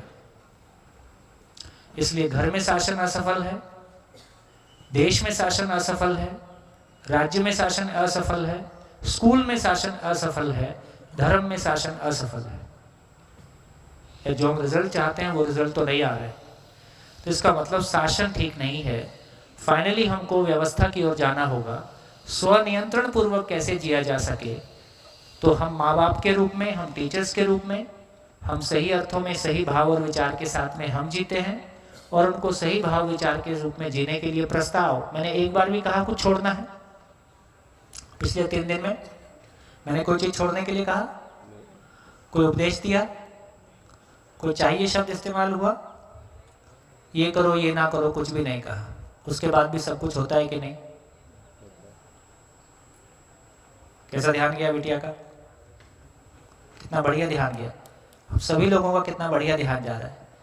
तो जब हम किसी को समझाने की कोशिश करते हैं तो वो डिफेंसिव मैकेनिज्म लगा देता है।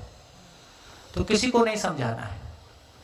मैं समझा हूं, मेरी जिंदगी में कोई चेंज आया है, मैं उसको शेयर करता हूं।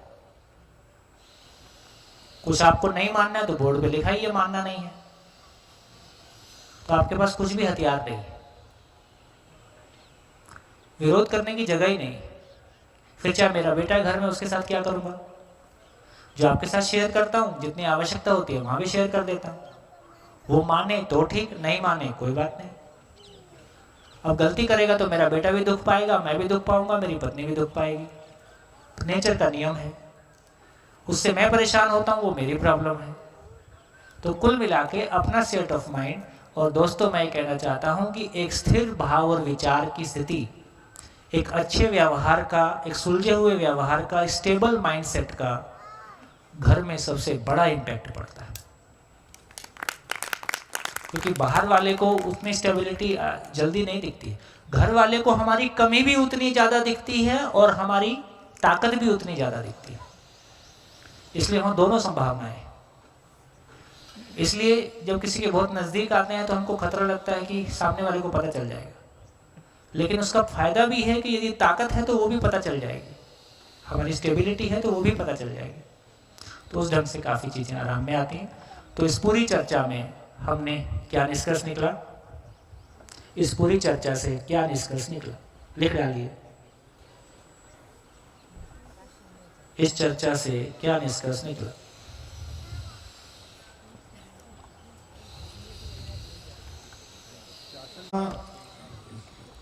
संचालित नहीं हो सकती और शासन के अलावा हमको कुछ आता नहीं। अभी की स्थितियाँ ऐसी हैं, ये करो ये नहीं करो, ये उचित है ये अनुचित है। सही का प्रस्ताव, सही को मेरे को जीना है, दूसरे को ज़्यादा बताने की जरूरत नहीं पड़ रही। आप जियो तो वो पूछ ही लेता है, पूछ लेगा तो बता देगा। तो समझाने का काम ज़्यादा है कि जीने का काम ज़्यादा है? समझने और जीने का काम ज़्यादा है, बाकी शेयरिंग है। बढ़िया, लिख डालिए क्या समझ में आया, इस पूरी चर्चा से क्या समझ में आया, मेरे लिए क्या मिला।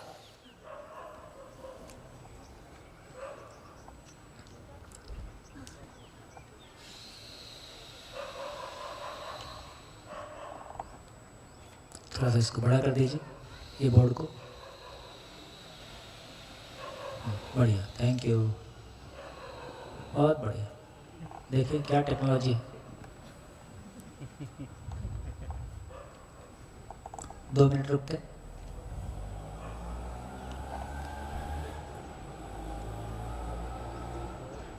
पीछे वालों को दिखता है इसका लेटर साइज?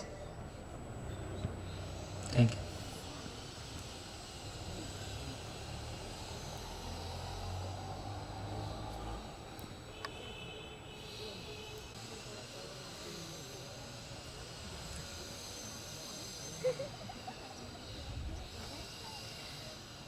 इस चर्चा में मेरे लिए क्या मिला?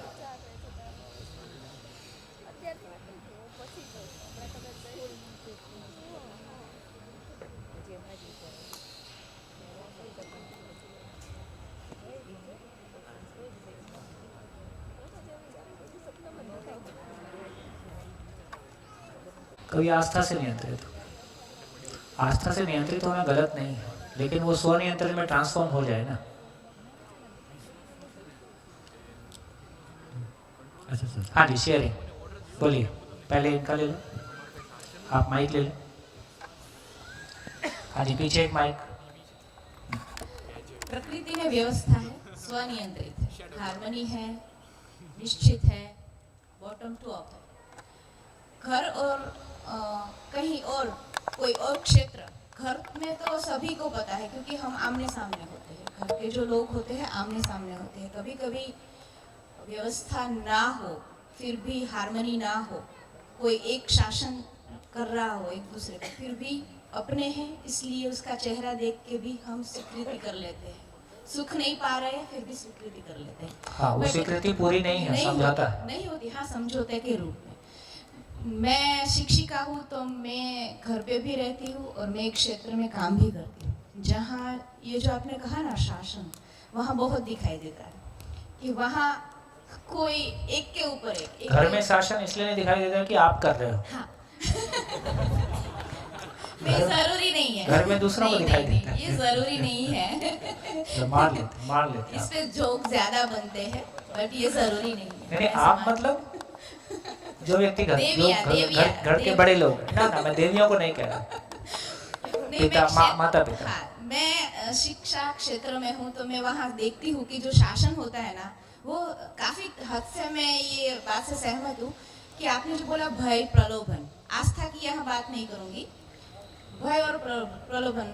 मान लीजिए कि मेरे ऊपर अधिकारी है तो मुझे उसकी कोई बात से असहमति है, बट या तो मैं उससे डरती हूँ या तो मुझे उससे कोई ज़रूरी काम है या उसकी ज़रूरत है, इसलिए या मैं उस पर डिपेंडेंट हूँ। लालच। हाँ, लालच है, तो इसलिए मैं उसका विरोध नहीं करूँगी।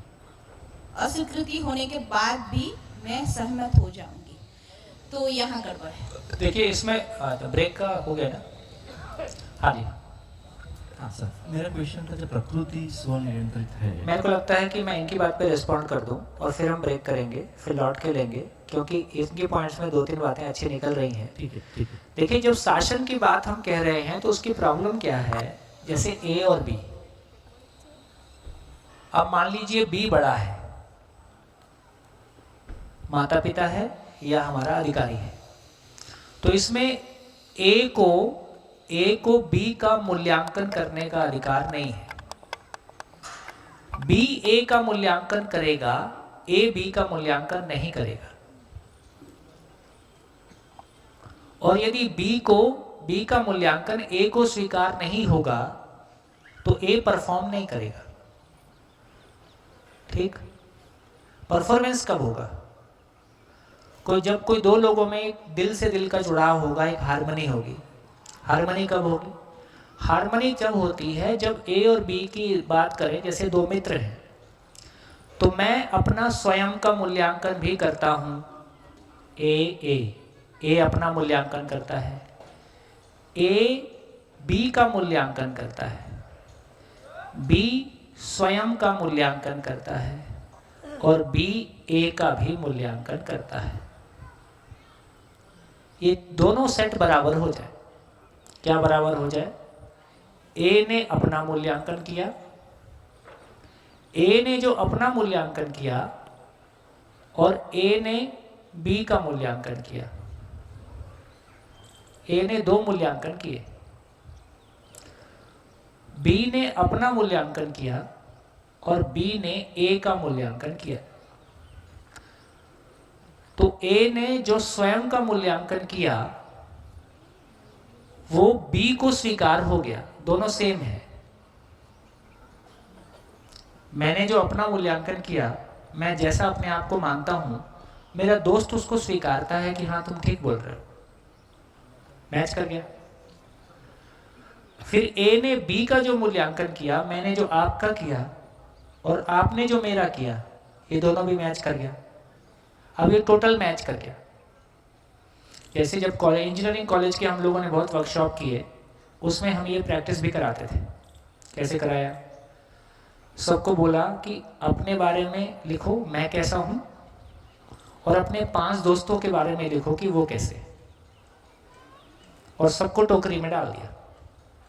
फिर चिट निकाल लिया। एक चिट वो है जो मैंने मेरे बारे में लिखी है और मेरे कितने दोस्तों ने मेरे बारे में लिखा है। अब इनको आमने सामने रखा, तो मैंने मेरे बारे में लिखा है कि मैं बहुत हेल्पिंग नेचर हूं। मेरे 4 दोस्त लिख रहे हैं हम इससे बहुत परेशान हैं।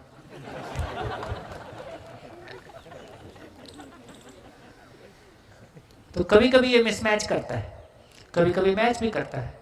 तो आपको पता रहे कि आप अपने बारे में क्या मानते हो और आपके दोस्त आपके बारे में क्या मानते हैं। तो क्या प्रॉब्लम हो गई? स्वनियंत्रण में, जब एक परिवार स्वनियंत्रण में जीता है तो हम फैमिली में मित्र हो जाते हैं। मित्र का रिश्ता कॉमन है। माँ बाप और बच्चे भी मित्र हैं, पति पत्नी भी मित्र हैं, गुरु शिष्य भी मित्र हैं। मित्र का रिश्ता कॉमन है। तो जब ये कॉमन रिश्ते की जगह में आते हैं, फिर आचरण की बात है। यदि किसी मामले में मेरे बेटे का आचरण मुझसे अच्छा होगा, हो सकता है कि नहीं? हो सकता है। तो वहां मैं स्वीकार करूंगा कि तुम्हारा ये आचरण मेरे लिए प्रेरणादायी है। यदि किसी मामले में मेरी पत्नी का आचरण मेरे लिए प्रेरणादायी, और ऐसा हो ही सकता है, एक ही व्यक्ति सबके लिए प्रेरणादायी होगा या सभी व्यक्ति सभी के लिए प्रेरणादायी हो सकते हैं? सभी व्यक्ति सभी के लिए प्रेरणादायी हो सकते हैं। तो जब तक दोनों पक्षों को मूल्यांकन करने का समान अधिकार नहीं होगा और उनकी मूल्यांकन करने की योग्यता भी होगी, मूल्यांकन करने की योग्यता भी हो, मूल्यांकन करने का अधिकार भी हो, तब जाके हम उस पैड़ पे आएंगे जहां हम स्वनियंत्रण पूर्वक हर इकाई स्वयं में व्यवस्था और व्यवस्था में भागीदारी के स्वरूप में आएगी। तो मुझको लगता है कि ये जो अभी एक तरफा चल रहा है, हम बच्चों का मूल्यांकन कर सकते हैं, बच्चे हमारा नहीं कर सकते। मन ही मन तो कह रहे हैं कि यार ठीक तो तुम भी नहीं हो, अब तुमको कोई डांटने वाला नहीं है घर में। कितनी बार बच्चे बोलते हैं कि नानी से डटवाऊंगा, नानी आएगी ना, दादी आएगी तो तुमको डटवाऊंगा, क्योंकि उसको भी लगता है कि यार गलती तुम भी करते हो पर तुमको कोई बोलने वाला नहीं है।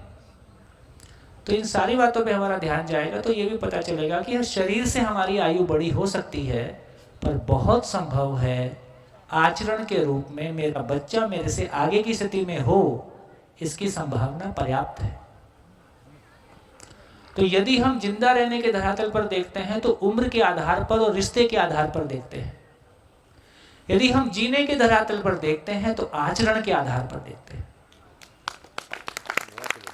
तो उम्र के बैरियर टूट जाते हैं, पदों के बैरियर टूट जाते हैं, है ना।